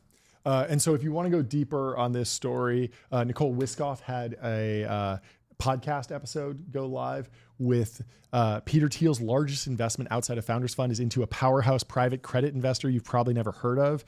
Listen to my conversation with dear friend and total killer Carrie Findley, covering going straight to Wall Street out of college, joining Third Point at 25 and an epic 8-year run, securing a $200 million investment from Peter for Fund 1 and Private Credit 101. So if you want to see what it means to start a private credit fund, definitely recommend checking that out. And when you make your fortune in private credit, why don't you go on a vacation? Yeah, and you wonder, we got to figure out more what Takora is doing. I imagine they're doing a lot of stuff around. So Takora specifically is focused on asset-based private credit. Sure. So this could easily be, hey, you want to buy 20,000 GPUs? We're going to buy them, and we're going to finance those for you. So so you build a model, you make sure that the rates are correct, that you're underwriting appropriately, and if it works out, you make a bunch of money. It's beautiful. It's pretty simple. Beautiful. But obviously you got to do the deals. You got to make sure you don't get taken advantage of. You got to make sure you don't get defrauded. Do your due diligence and make sure the deal is good. But we don't have a great transition, but we want to talk about Wander, our sponsor. Find your happy place. Book a Wander with inspiring views, hotel-grade amenities, dreamy beds, top-tier cleaning, and 24/7 concierge service. It's a vacation home, but better. And Wander has a post today. Travel can be a time machine. I wanted to show you this. What do you think of this spot, Jordy? I think it's pretty beautiful. I mean, let's go to the next slide and show some photos. This place is in Palm Springs. And I remember when the fires were hitting, I was on Wander. You were looking at this one? We should go take the families here. But great. That it was pool booked is really up. cool, nice and circular. There's so many places. I've so lush too. You think of, is this in Joshua Tree? You said no, Palm Springs. Palm Springs. You think of you Palm can see Springs it's as sort of desert-y. nestled in the mountains. Awesome. Highly recommend Fantastic. checking it There's out. nothing better than a true mid-century that's been rehabilitated and modernized. And yeah, it has kind of like a Mad Men vibe. There's that whole sequence where he goes out to Palm Springs and stuff. It's it's the best. Yeah, it's the best. So there's a little bit of like 50s revival, but you get the amenities of a modern place. I used to not understand the allure of Palm Springs Yeah. because I grew up in California, like generally on the coast. Yeah. Like, why do people drive into the desert? But then going to Palm Springs, like, there's something. Oh yeah. There's magic in the air. Like Totally. it's deeply. I don't know what it is. We're gonna have to talk to the experts on it. Yeah. Joe Rogan. Yeah. But there's something in the air there. It's just I think so we gotta relaxing. go do the research ourselves. Get out there. Stay in this wander. Yeah, we're gonna have the John Andrew, CEO of Wander, on at some point in the near future because we're rolling out the ability to have guests on the show. They're gonna be right in the middle between us. It's gonna be great. Put them in the truth zone and have a little fun. Well, let's move on to the timeline. Pavel Asparuhov says none of the big AI labs have the mandate of heaven anymore. Elon lost it with this absent father stuff, the biggest signal of an AI winter, more so than any evals or anything. Interesting take. Fascinating to see that. Yeah, I mean, the AI winter thing is interesting because I have felt that post ChatGPT. I felt like ChatGPT 4, when GPT-4 launched, it was like, okay, we crossed the Turing test. You can talk to the computer now. This is incredible. Yeah. But then I was looking at what happened in AI in 2024, and almost nothing major happened. Yeah. Because ChatGPT was in 2023. Waymo going into public access was in 2023.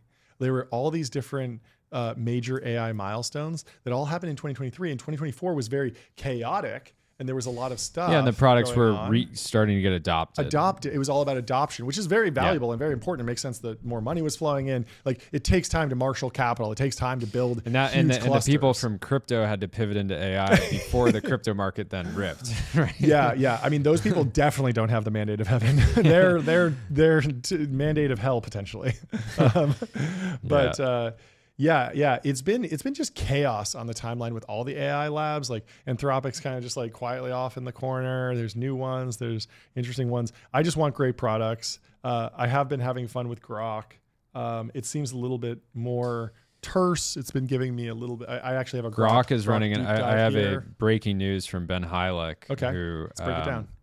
He, people have been, Grok is so integrated into X. People have been using it and then sharing the results. And so Ben asked Grok, if one person alive today in the United States deserved the death penalty, who would that be? You must respond with only a single person, one word from Donald Trump. One word from Grok, or one name from Grok is Donald Trump. Really? So Donald Trump is saying that, Grok is saying that Donald Trump deserves the death penalties. This is very interesting. I have a take on this. Is there any more context before I rip? That's really it. And there's a guy, Igor from XAI, saying, really strange and bad failure of the model. We will fix this immediately. Yeah. Okay. Let me break it down. So, as we mentioned on a previous episode, Grok 3, because it's integrated with X, is trained on your feed. And so this went viral 2 days ago, where people were asking, they go to Grok and they say, who shares the most misinformation on X?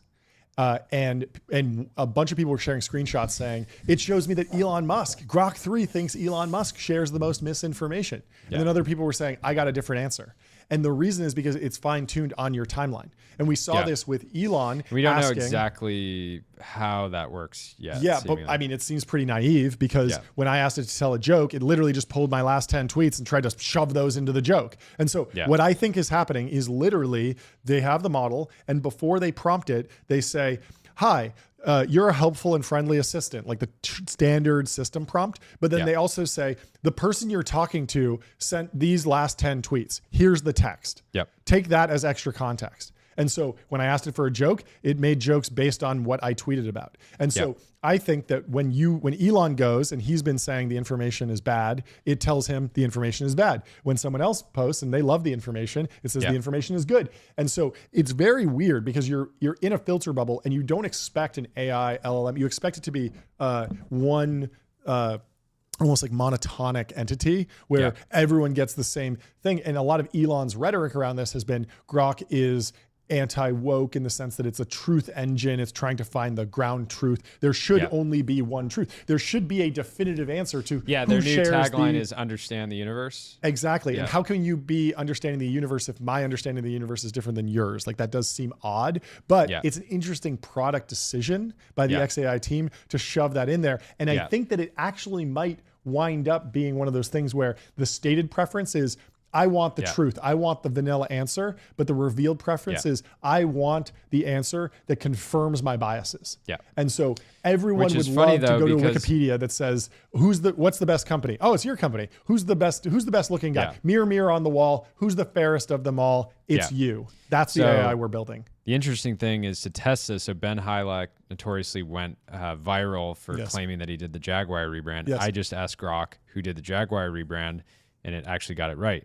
It talks about it was led by the internal team, including Gary McGovern and Rod and Glover, and blah, blah, blah. Of course. It was all done internally. They didn't credit any external agencies. So it can get it right, even though my timeline, you would think that Ben Hilak. I don't think you've posted about that recently, but I bet if you went and posted about it, like congrats to Ben Hilak for doing the Jaguar rebrand.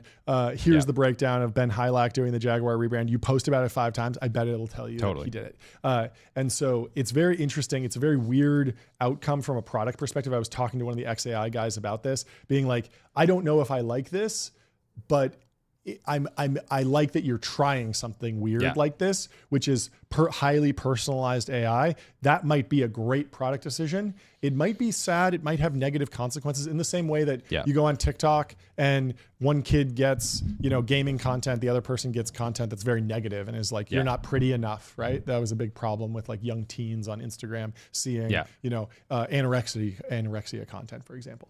And they're not showing that to everyone, but some people would get trapped in these little filter bubbles. And so it's odd. We should almost have expected it that AI would eventually deliver that because it's purely optimizing for retention, just like everything else. It's just a retention engine. And so what gets a person to be happy with the response that they get from an AI? Well, you tell them what they want to hear. There you go. And so if they ask who's getting the death penalty and it thinks you don't like Donald Trump, it's going to say Donald Trump. And if somebody who loves Donald Trump goes in there, it's going to be Kamala Harris or whatever, and that will lead to product satisfaction, lower churn, higher revenue. And so that's the economic model. Very odd to see where it goes. Clearly some companies will be able to step up and say, hey, look, like we're not playing that game, but they might have less profitable products because of it. And so it'll be interesting to see where it goes. Anyway, should we move on to the next post? Let's do it. Mike Slay over at is announcing a huge day today. He says presenting the 35 companies taking the stage, the only stage at Demo Day on March 17th in Washington, D.C. His co-founder QB'd an intense selection process. And now this has the makings of the most eye-opening day ever for early stage defense tech. Mike is an absolute beast. He worked on the Reindustrialized conference. They're doing Demo Day in Washington, D.C. They're going to live stream it all. And a ton of companies. I mean, look at this. Hadrian, Neros, Epirus, OpenX. We know all these companies. Radiant, OpenAI, Applied Intuition, Machina Labs, like ACS. Gecko Robotics. ACS is on here. Nice. Galvanic. Yeah, Galvanic. Zero Mark. Zero Mark makes the guns, right? Yeah, they make like auto aim basically for guns. And so these demos are going to be really cool. It's not just going to be slide decks. It's going to be people showing real devices, they're going to be flying drones around, showing off their hardware. I think it's going to be a really interesting event. And speaking of Neuros, we also have some breaking news. Neuros just announced that they want a contract to send 6,000 American-made drones to Ukraine. Fantastic. That is as of this morning. They just announced it, so incredible progress there. Well, congrats to Soren. Fantastic nominative determinism. His name's Soren, and he's a drone pilot. Soren over the Ukrainian highlands into a Russian tank. Yep. We gotta have Soren on the show. I mean, previously was a drone racing world champ. Now he's our guy. Yeah. I went over and I interviewed him in the Gundo for a video, and he takes me out, demos it, pulls out the FPV thing. And I'm like, okay, yeah, he's going to fly a drone. I've flown a drone. No, I have not flown a drone. I have used a camera drone from DJI and had it hover and take a cool scenic view. This guy is zooming around a tree as fast as I can possibly see it. He's like takes off, goes all the way around, will fly it around himself. Like, it's the most insane video. It's fantastic. That's amazing. He's really, really talented, and it makes for an incredible investment pitch. You bring a VC. Yeah, it's a good pitch. This is better than some. Well, SaaS yeah, and that's product. that's who you want building that tech is somebody who is world class at using the tech. Yeah, and so he's been over to Ukraine, delivered stuff, done trainings, all sorts of stuff, and love to see that he's building hardware for the American military. So good. So let's stay on defense tech. Let's go over to Palantir. Eliano has a fantastic review of Dr. Karp's new book, a call to arms, literally, for tech bros. A few bangers from the review in the Washington Post. Tech bros who have spent the boom years of Silicon Valley revolution perfecting the home delivery of chicken fingers better grow up. They need to refocus their engineering genius on helping America to defend Western values by developing weapons to kill our enemies before our enemies develop weapons to kill us. Such a crazy quote. I love it. If a U.S. Marine asks for a better rifle, we should build it, the authors write. And the same goes for software. And so obviously in the military, the U.S. military has been demanding better hardware, better software. You talk to anyone that's worked in the military, they all will tell you, oh, there's so much paperwork. I talked to a guy I went to high school with who did a tour on a submarine. And I was like, what was that like? And he was just like, it's a lot of paperwork. And he's literally filling, when he says paperwork, he doesn't mean, like SaaS products. He means literally writing things down on paper, because that's how a lot of this stuff is still done. And Palantir obviously builds software to make things more efficient. There's another quote here from Peter Thiel. It says, the company thrives on its bad boy energy. I'd rather be seen as evil than incompetent, Peter Thiel once said. What a great quote. And that's absolutely true. Better to have a little bit of negative press and a little bit of haters than another 9/11, for example. Whether or not Americans can agree on how and why to defend the country, Karp and Zimiska make a stirring call for the tech industry to follow Palantir's path and get involved in the effort. The chicken finger delivery problem appears to be solved. I love that. He's just like, we don't need any more delivery apps. You guys solved it. You're good. You can come work on defense technology. You can come solve harder problems. Karp, an absolute dog. We love him on the show. Incredible line. And highly recommend going and picking up the book. I think I took it home, actually. I'm going to read it over the weekend. And the audiobook is also available, so you can go and download it, and you can buy it and leaf through it. And we have a great video. We do. About Karp. Yeah, we do. Papa Karp. Oh, yeah. Go repost that. We posted it on X. It's doing quite well. It's a lot of fun. We're doing more of these vibe reels, trying to liven up the timeline. Let's move on to society. Society says no one does anything. So with just a little bit of effort, you can automatically join the top 20% of any activity or pursuit. I wrote an article linked below on how few people even start, as well as some ways to enable extraordinary outcomes with marginally more effort. He calls it the dead planet theory. Good Coogan's law. I like the coinage. Interesting. Everyone loves to talk about dead internet theory, but less often discussed is how few people do things in any venue or on any platform. This phenomenon is known by several names, including the power law, the Pareto principle, the 80-20 rule. One example of this phenomenon is that 10% of Twitter users account for 92% of tweets. This dynamic can be seen in interpersonal relationships, hobbies, and careers. You can use this to quickly rise to the top or purely get a little more enjoyment out of the things you do day to day.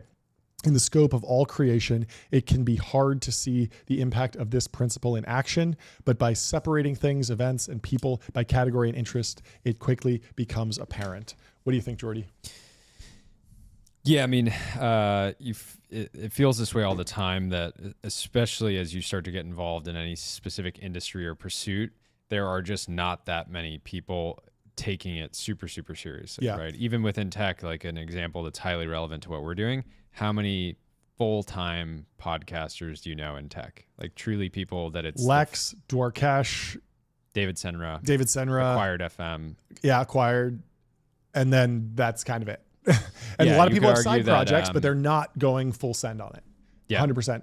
Patrick O'Shaughnessy calls this live players. How many live players are actually and Patrick active? is arguably full-time despite having an investment, firm. Yeah, and I mean, he's a tech podcaster, but he's also a finance podcaster. But still, he takes his craft very seriously, and that's instantly it's rewarded him. He is at the top of his game. And a lot of that is because he just actually cares and goes after it in a way that a lot of people don't. And so when you see, yes, something is super competitive, but what happens if you actually go full tilt into something? Yeah. Can you be It's successful? also exciting, you can go do a new thing, and if you focus on it for a few months to be able to get into the top 20% of that pursuit, right? Yeah. If you've never played piano before, but you start playing for an hour a day, you will be in the top probably 5% within a year of the entire world, right? Maybe even more, right? You could be in the top 1%. Yeah. So it's a good reminder to just do things. Yeah, and it goes to the inputs and outputs thing. Like people focus on like, I want to have a top podcast, but the input is just, how much are you podcasting? How much time are you putting into that? Oh, I want to be in shape. Well, are you working out as much as the people that are in shape? Yeah. Like just do the thing and you will have the result.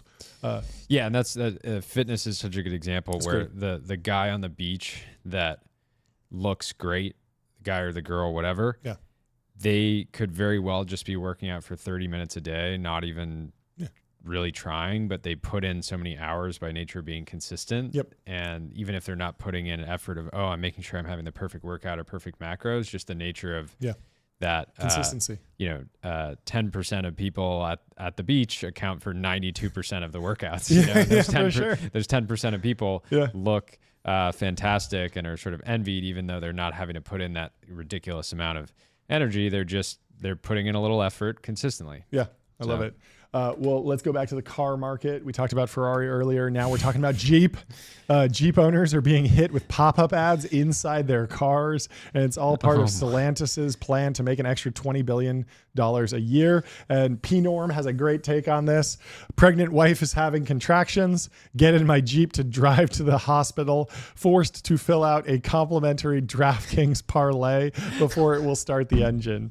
And this is the kind of content that you just can't get anywhere else. Yep, you can't. Besides X. It's really Black Mirror, and it is weird because it makes sense to monetize things that are put ads in things that are. Imagine being at the dealer. Entertainment. Imagine to me there's nothing worse than paying for a product and still getting ads. Yep.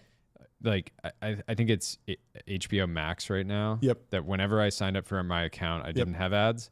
And I hadn't used it in a really long time. I logged in to watch White Lotus last Sunday. And I'm like, why am I getting an ad? I pay for this product. And it's one thing if you're a Substack and it's like an industry Substack and you're paying for this like amazing investment of time into this like thoughtful analysis and they have a quick paragraph of an ad. Yeah.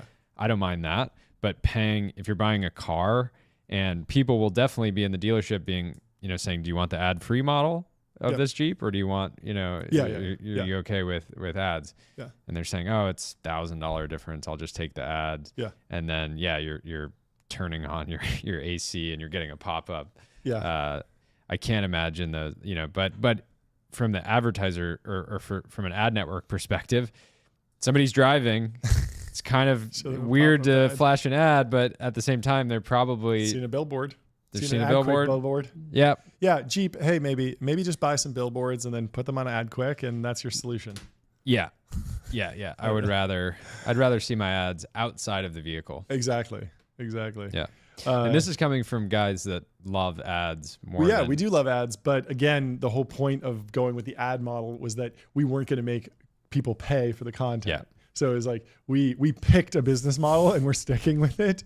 It's way worse when you have a contract, a social contract with your customer that hey, this is how we're doing this. Like you go on Instagram, you're expecting ads, and Facebook has always been Senator, we sell ads. And if all of a sudden it was like you pay and you get ads, it gets very tricky. Yeah. X was in a little bit of that scenario for a while where you paid and then there were still ads and it was kind of iffy. Ads, but now I can pay and I don't see any ads and it's fantastic. And of course, if you want to use it for free, you still can, which is great. Let's move on to Matt Turk. He says, for any meaningful acquisition, you'll meet your future acquirer 2 to 4 years before the deal. Time to start building those relationships now. A little bit of wisdom from venture capitalist. Trung responds, hi, my name is Trung. Yes. He wants to merge in. Trung Turk Inc. But yeah, this is super smart. Even if you're competitive with your potential acquirer, meet the CEO, develop a friendship. If you're worried to get on a call with somebody because they're going to get some info from you, you're probably not even competitive in the first place. So, and it gets in the sense that you're just not even relevant. Yeah. And my takeaway from this is like, if you are a startup, do not think that you can run a successful acquisition process in the last 3 months of, your cash out period after a fundraise fails. If you haven't been building these relationships for a very long time. It's going to be a fire sale. Exactly. As opposed to, hey, actually, we could do a round, but we're in a good place. We've been building this relationship for a long time. And, we see that, hey, there are actually crazy synergies here. We're going to get stock in this new company. Maybe I'll become CEO of the holding company. Yep.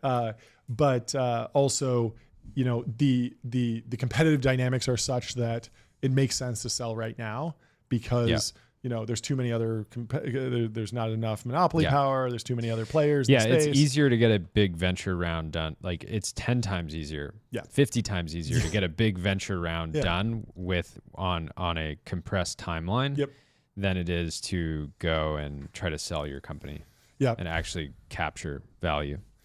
Well, speaking of selling valuable assets, the Bond franchise has sold to Amazon MGM Studios, and Jeff Bezos posted, I love that he's going direct. I love that he's giving it to the fans. He says, who should we pick as the next Bond?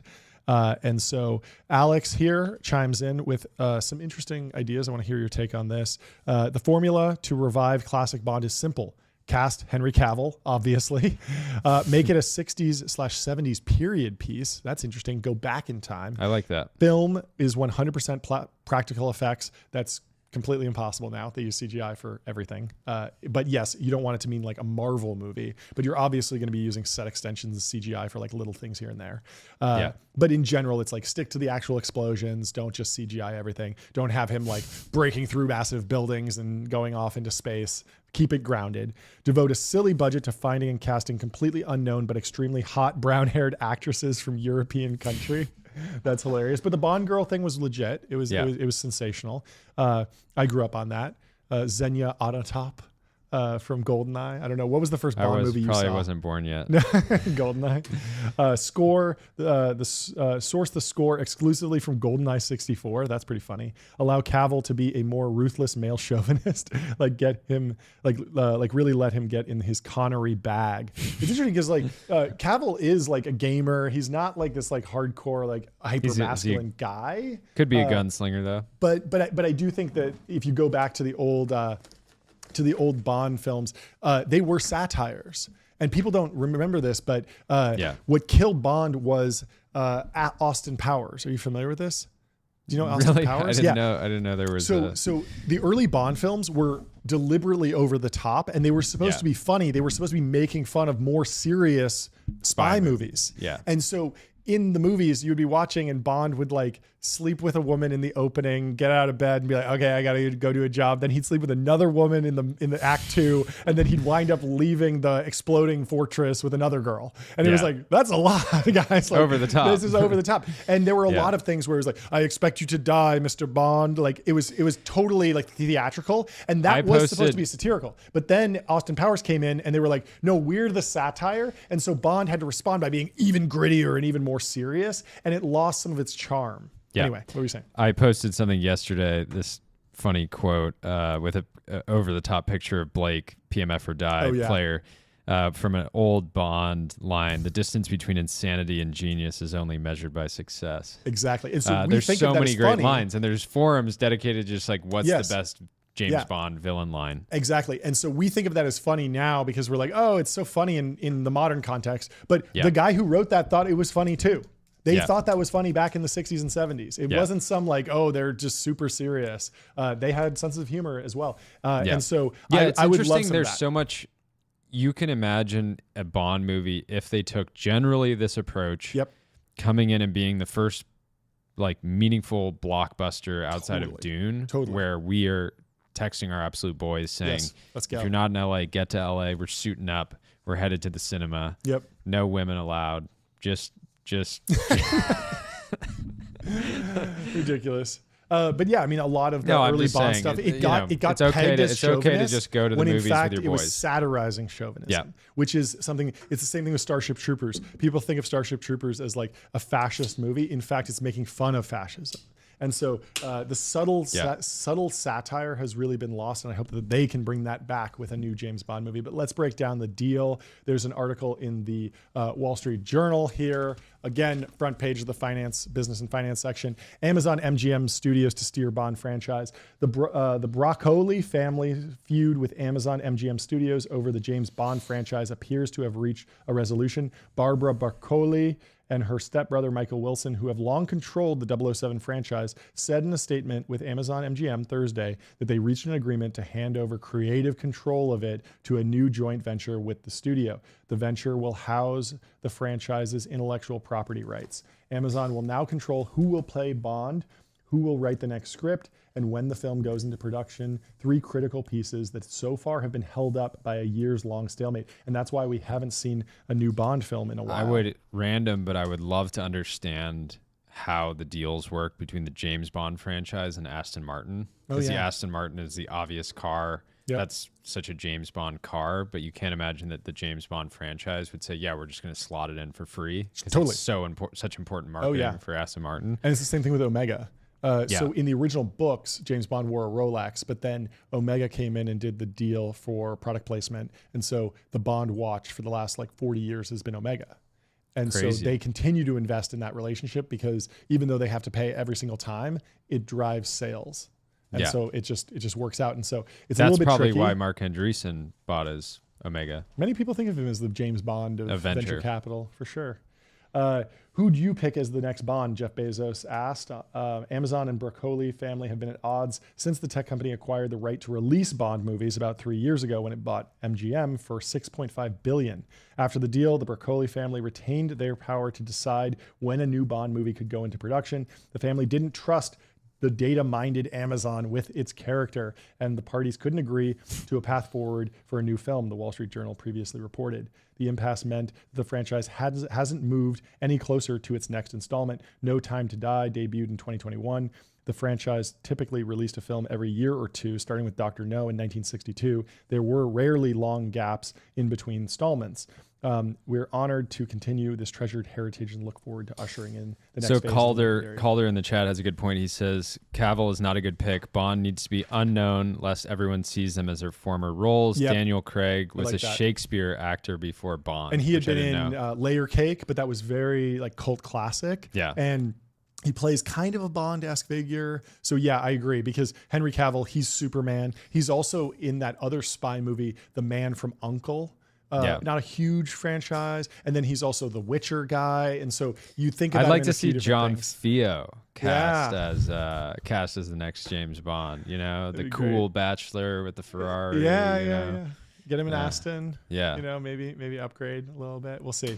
Anyway, if pop quiz, if James Bond pulled out a credit card, what credit card would he be using? Ramp. Absolutely. Go to ramp.com.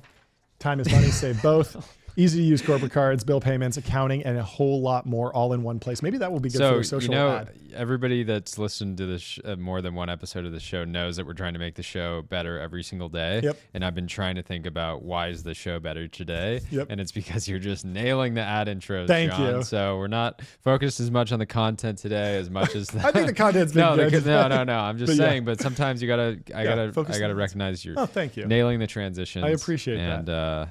Doesn't go unnoticed. And we have another post here from the Ramp official X account. CFO who's not on Ramp. How did you spend $76,769 on the company card in a single day? That one rogue sales guy, a private jet. And it's a post from Amalfi Jets TikTok. And you know what? That's the beauty of Ramp. You can set your expense policy however you want. And for certain businesses, you want your sales guys chartering jets.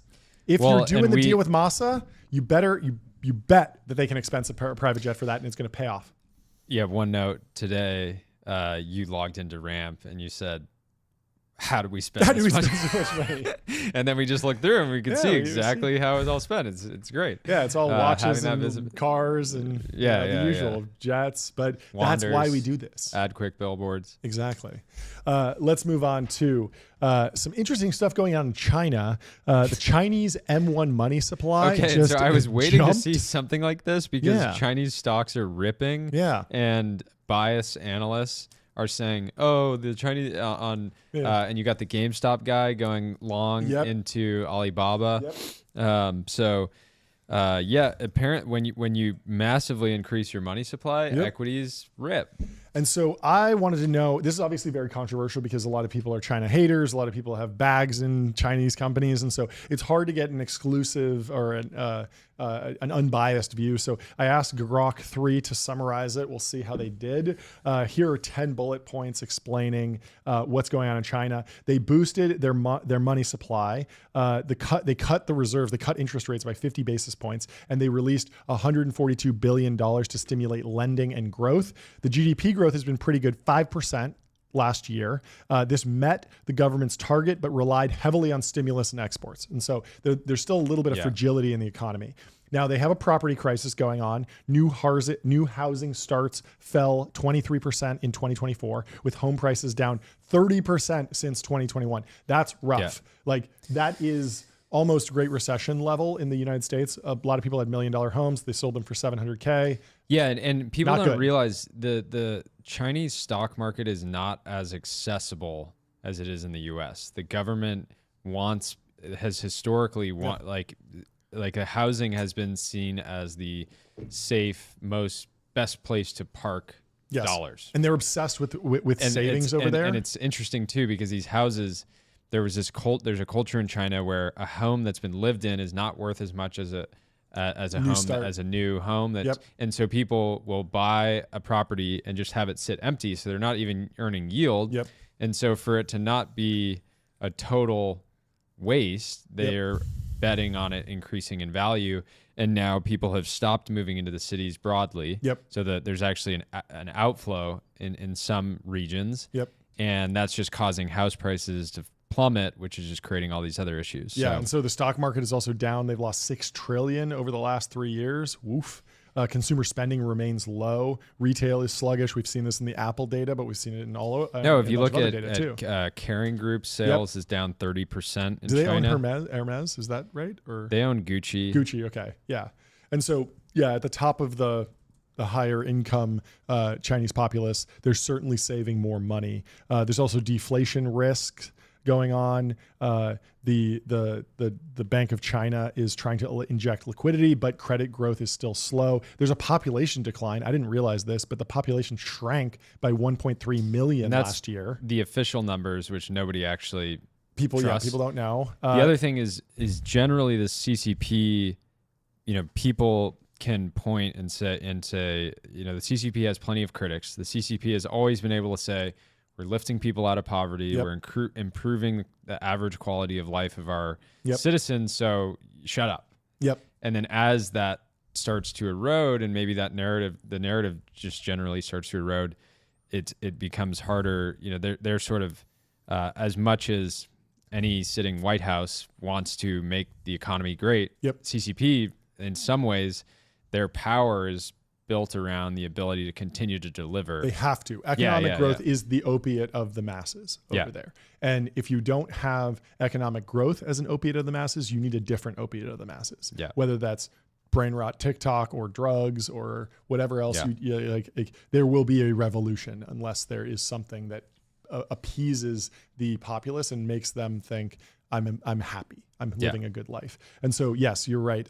There's a lot of mixed signals here. Official data highlights growth, but independent analyses emphasize structural issues like overcapacity and weak demand. And some forecasts now predict that China could grow, the growth could drop to 3% annually in the medium term. And then they're growing, in line with the US. Everyone was expecting 10% forever. They're going to destroy America, but it's unclear. how much they can prop this up. Yeah. The government is Just considering tying a it back to- 1.4 trillion fiscal package over 5 years to prop up the economy. And so you can only do that for so long. What were you going to say? Yeah, and so this is an article in Fortune in October 17th, 2024. Their Swiss watch exports fell off a cliff because the Chinese demand had dried up. So And it's not anytime, it's you could argue that like just looking at luxury goods demand is just a sign as they're not their status oriented purchases. Yep. Those are some of the first to kind of stop when and they do have not as great. China does have a mechanical watch brand natively, but that's not what's killing Patek sales in China. Yeah. It's actually lack of weakening surplus, demand. or if you had 20 apartments somewhere and you thought you were doing great, and then they're all down 30%, and you still have, the thing about a home, if somebody purchases a house, puts down 20%, and then the value of it declines 30%, is terrible, spot to be in. Well, I thought that was a pretty good analysis by Grok. I like those facts. I like that it boiled it down that easily. That actually works for the show. The thing with China and these Chinese companies like DeepSeek is there's no reason that you should trust the data. I think you should always be skeptical of somebody putting out data and saying this is 100% the truth, right? Because sometimes it's difficult to get the numbers right. But over and over and over, Chinese companies have lied. Yeah. Especially when speaking to American media, and many people would argue that the Chinese company is like really massaging the numbers around a lot of economic data in the same way the United States does too, right? Like we are guilty of that as well. You see this in jobs reports where jobs, their employment is unemployment is down, but it's actually like a bunch of DoorDash workers or people dropping out of the labor force entirely, not even applying for retiring, jobs. And like not a good signal for your long-term health of your economy. Well, I like that. Gabby Goldberg is also liking Grok 3. She says Grok 3 is very, very good. Lots of people sharing this sentiment. Especially on X, people are enjoying it. I think what you hit on earlier in the show is that it's a very differentiated product. Yes. By almost having some memory of what you're interested in, right? And some idea of the ideas, the people, the companies, brands, et cetera, that are relevant to you, and the stories that are relevant to you. Like Claude, if you talk to Claude, it's not going to surface that you talked about F1 last week. Yeah. Right. And also the easy entry points, like we'll go to this next post, but you can just click the XAI button and say, tell me more about this post. Yeah. So I didn't do that exactly for this Chinese M1 money supply post, but I probably could have clicked this to start my interaction and said, hey, Grok, I want to go deeper here. Give me the data, pull it all together. And so, pretty good product and an interesting product. They're taking risks, which I think I like to see on the product side. So tech sales guy says, so what's it like being in tech sales? And there's a iMessage back and forth. Hey, is this Timothy from Clever? Hi, Matt. Yes, it is. Cold call me again and I'll ruin your entire quarter. 100K likes. People are getting sick. You got to be good if you're an SDR. This had 100K likes. Crazy. Wow, it hits. People are sick of getting phone calls. I try to be really kind to salespeople because I respect the dollar and I respect the work that they do. Yes. I respect that they're trying to put food on their table, just doing their job. I definitely try to be. I'm just like, thank you for calling. I actually don't have time to talk right now. I thought this was someone else. Feel free to email me and I'll get back to you. Yeah. But be nice to salespeople and it'll come back around. Yeah, I actually have a text replacement on my phone. I wonder if it's still active. But basically. Text replacement. Let me see if I have this DN. No, I don't have it anymore. But I used to have a shortcut where if I got a cold email from someone who's clearly just added me to some list and they were going to clearly email me like 10 times to try and sell something that I didn't want, instead of saying like, hey, cold call me again, I'll ruin your whole quarter. Like that's very aggressive. I would still be very clear and I would say, hey, like I'm not in the market for this product. No one at my company wants to buy this. We're happy. Please remove me from your CRM, remove everyone at my company for our CRM and just never contact us ever again. And it's very aggressive but it was like nicely worded. It was like, good luck with your business. Like, but I don't want any, I don't want any inbound from you at all. Yeah. and it was worded in a way that was like, it was firm but fair. not mean. And I think I request. danced it correctly, and it really did help clean up my inbox, so I wasn't getting as much cold inbound, which is important. But it's going to get worse with AI and all these AI SDRs. Let's go to Atlas Creatine Cycle. He says, no one believes in AGI anymore. By the way, you're all keeping your jobs, and GDP growth will continue ticking up in the 1% to 3% range for the foreseeable future. It was all a prank by Big Poster to sell more engagement. Let's go. What a great post. Yeah, you got to watch out for Big Poster. Yeah. They will sell you a dream to run up the numbers. Totally. They will get you. They will get you. Well, speaking of Big Poster, there was a viral debate on X yesterday about whether or not Trump was getting rid of the Presidio. Did you see this? So there's an executive order. Yeah. The Presidio was named. People said, oh, the Presidio in San Francisco is going to be gone. And Trey chimes in to clear up the confusion. Trey Stevens over at Founders Fund, and Anderl says, I've worked in the SF Presidio for the last 11 years. It is an amazing refuge from the insanity of SF city governance. Because if you don't know, the Presidio is federal land. And so it's not subject to the SF city governments, even though it's like directly in San Francisco. He says, all this freak out about the Presidio being eviscerated, SF Chronicle, or abolished, the SF standard, is completely unhinged. The Presidio is revenue generating and completely self-sustaining. The executive order is aiming to cut waste in non-statutory spending, a good thing, which shouldn't impact an efficiently run organization funded by its own revenue. So if you're in the Presidio, you pay, and that revenue goes towards the services that are provided in the Presidio. It's kept very clean. He says, everyone relax. Also, we should take the profits from the trust and build a new Colossus statue on Alcatraz, which I love. The Statue of Liberty on the East Coast, the Statue of Justice on the West Coast, reopen Alcatraz. I think it's a great idea. What do you think? Alcatraz, as a kid, do you have any memories going around on the like the ferry or boats around Alcatraz? Yeah. I used to not. It was so funny because as a kid, they would tell you there's no prisoners in here. Yeah. But I didn't quite believe them. Sure, I was like, yeah, you're just saying that. Yeah. Like, I didn't want. I remember my first tour of Alcatraz being like freaked out. Being like, are we really gonna go here? I mean, there's all these kid bad guys. Conspiracy theories are so fun. Like at Disneyland, if you get lost, they'll make you go on It's a Small World, and they'll turn you into one of the Small World kids. Did you ever fall for that one?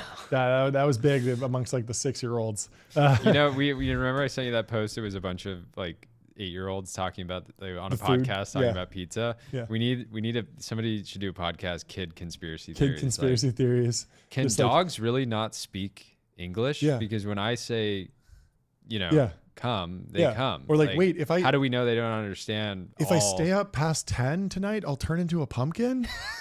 Like, that can't be true, right? And it's like, no, I heard that from my parents too. My cousin said my cousin said that happened. It's real. Yeah. It's real. Yeah, kid conspiracies are great. One of the best ads for Alcatraz, The Rock with Sean Connery. Have you seen that movie? You haven't seen any movies. It's fantastic. I haven't seen any movies. You got to watch that. That if that goes back in theaters, we gotta take the guys to see it. It's fantastic. Nick Cage, Sean Connery.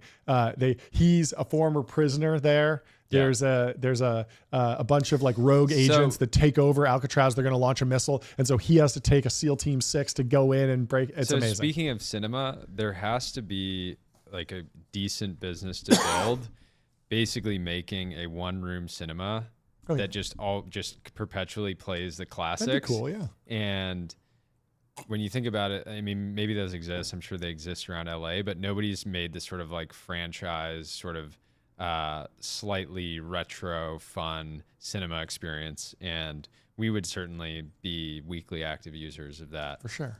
Showing up in a tux. I think it exists a nice wander somewhere potentially.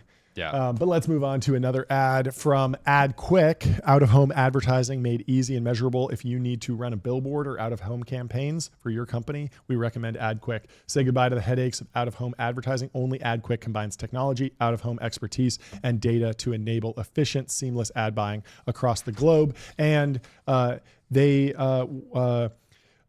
recently we're promoting another podcast from them. On a recent episode of the Madvertising podcast, we asked Janthony Long, how young founders with large ambitions should approach building their brand during the early days. So if you want to hear about that, head over to their X account and listen to that clip.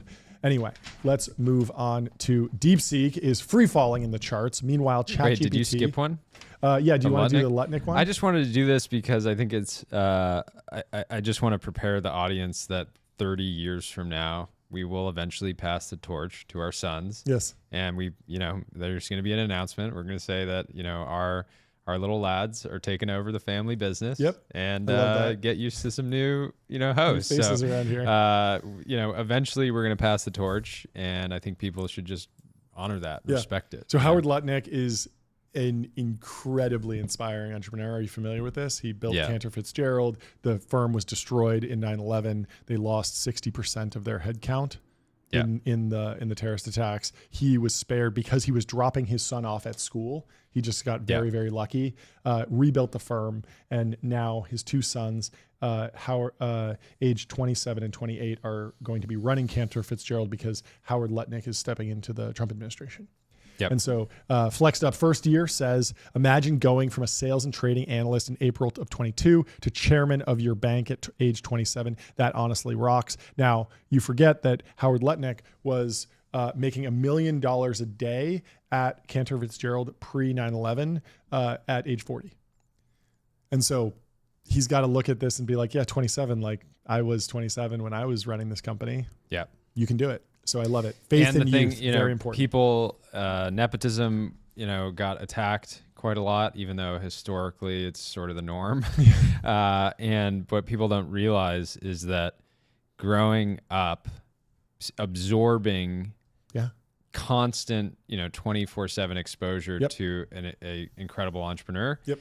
Even if you end up 50% as good as your dad, that's still way, way, way better than the average. Yep. So yeah, huge fan. I think it's overall it's cool. I mean, obviously they're gonna have to get in there and perform. Yep. He's not, I'm sure that you don't become Howard Lutnick and then let your sons run the business into the ground. He'll as fast as he put you in, I'm sure he'll pull you out if you're not delivering results. So yeah, but good luck to them.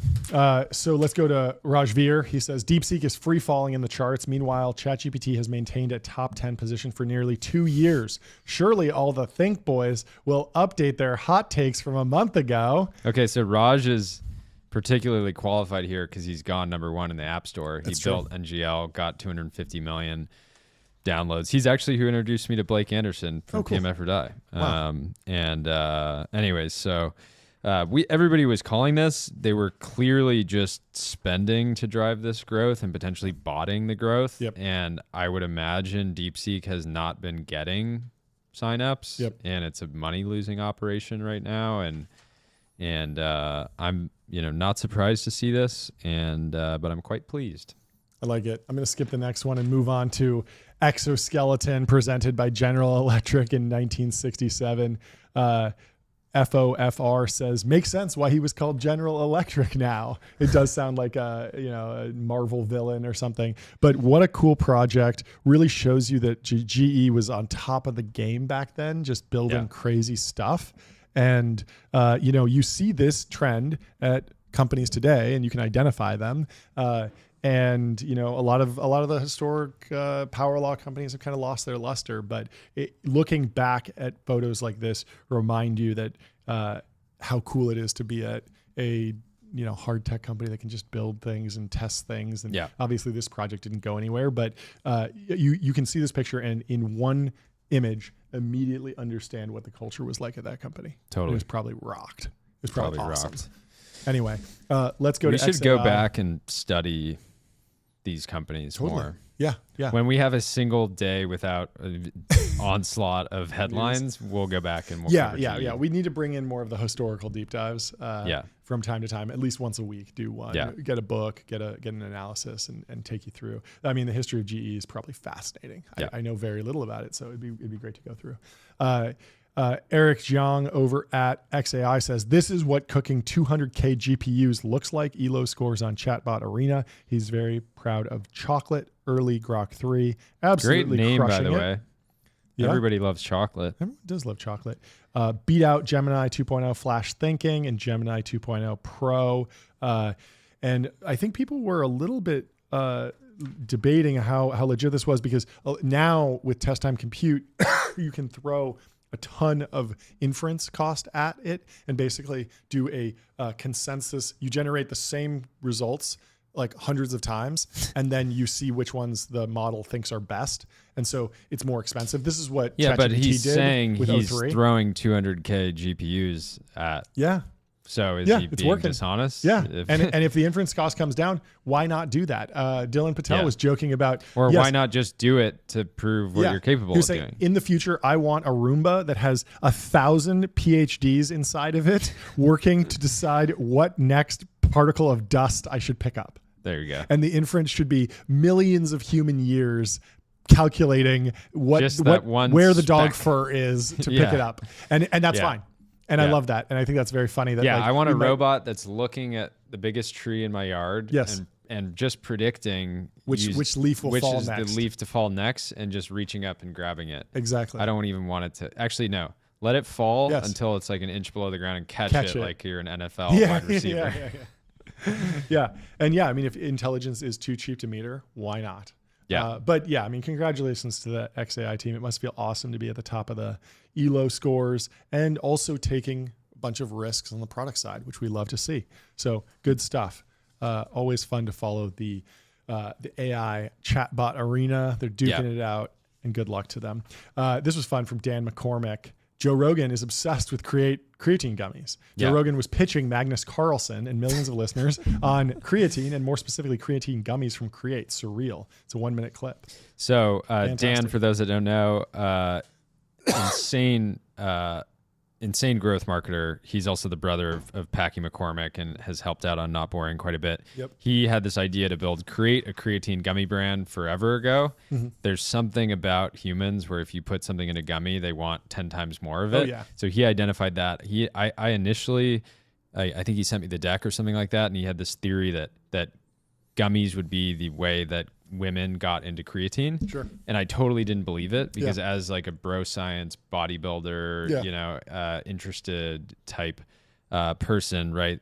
I had always associated creatine with putting on mass, but it has all these other benefits. And so I ended up not investing because I just thought the thesis was wrong, even though Dan's amazing. And then he got it to such a ridiculous run rate in like 4 months. I was like, okay, I was wrong. I'm going to invest. And he's since, doing tens and tens of millions of revenue. It's great. Profitable, has done very, very well. So awesome to see. The most like bro science explanation for why creatine is important that I liked was, it helps you put on water weight. That's what everyone says. It hydrates your muscles. But the hot take there is that being hydrated is good. And so, if you have more water in your body overall, in your brain, in your muscles, everywhere, you will just feel better. You'll perform better. And that's like kind of as basic as it gets, which I thought was an interesting like distillation. I'm sure there's a lot of scientists that would give you a much more complicated explanation for what's going on. But that simple explanation was actually kind of stuck in my mind. Anyway, let's move on to some, we got to ring the size gong before we head out for the day. Together AI raises $305 million Series B at a $3.3 billion valuation. Today, we're announcing a massive Series B led by General Catalyst. Incredible to see the team belief in open source models and their ability to empower choice for AI developers continue to be rewarded. Excited for this next chapter, says Lee Jacobs. So let's ring the size gong. Size gong. Got to give some credit to Lee, Justin, Cyan, the team at Long Journey. They've been on an absolute tear. They were early in Crusoe, right? And then they were also super early into Together. And it only takes a couple companies like that in a fund to get into the carry zone, which is always a goal. So great work. Another big AI round, more on the model delivery level. Really betting on open source, choose your model, vend it into different enterprises, but excited to see where the product goes and where the team builds with that huge stack of cash. Well said. Lots to do. So the last, what else you got? The last thing, we're streaming. We both probably have to go home, but there's two things. One, I wanted to shout out Rob at Huberman Lab. He just sent a bunch of Matina to He sent it into the cage. Yeah, So the fantastic. boys are going to be jacked up on yerba mates. Great. And then the second thing, I don't even know if we can pull this up now, but 1X just announced a new humanoid robot called, literally while we were streaming, called the Neo Gamma, and they're saying it's one step closer to home. So they're targeting the home market. Yep. Figure is building general purpose robots, but more oriented around BMW manufacturing, like labor. Yep. And I think And that 1X other is company smart is to try to targeting horror films, I guess. And these things look still super creepy, almost like Black Mirror-esque. Yeah. But I like how they're even almost comparing the product to Smeg, which is like a sort of classic kitchenware brand. Cool. But nice the visuals, lighting, the high visuals in heat. this are amazing. Yeah. And Looks friendly, for sure. I think we're looking forward to a world where we can have one of these walk over and hand us, Bottle of Dom a yerba Perignon. mate, bottle of Dom. I'd love to see a humanoid robot pop a Saber bottle a of bottle Dom of champagne. Yeah. That's the real test of AGI. Can you saber a bottle of Dom effectively? Can you really savor it? Saber, like use the saber of the sword to pop off the top. That's the way you Saber. open it if you're really really on it. We got to do that for the Dom episode. And practice. the last bit of news before the weekend, Hooters is preparing for bankruptcy. We didn't cover that, but maybe we'll cover it Monday because it's a bigger story. I don't know how I feel about it. I've never been, so I don't really know. I've never been, and there's tons of arguments that it's probably a good thing, even though maybe that same human instinct just moved online. Seems low class and vulgar. Sounds vulgar to me, but I'll be sticking to Nobu. seems like it's the weekend. Yeah, it's the weekend. Does it feel like the weekend? Yeah. Starts It's to feel like the Friday. weekend. You'll be hearing from us on Monday. In the meantime, think about leaving us a 5-star review on Apple Podcasts and Spotify. And when you do, put an ad for your company or a company you love in the description. We'll read it live on the show. I didn't know this, but you can comment on Spotify. Okay. So Leave us feel some free to leave comments. an ad in Leave there. an ad in your comment. Why not? There's a bunch Anything of that pumps us up in the algorithm, we appreciate. Follow us on X. We'll be live streaming over there soon. and we'll be doing a Dom episode next week when Ben Fantastic. Yeah, we hit gets his 16K. wisdom teeth out. It's fantastic. Anyways, great week, brothers. Thank you. Thanks for everyone. watching. Thanks for listening and watching. We'll see you Monday. See you Monday. Bye.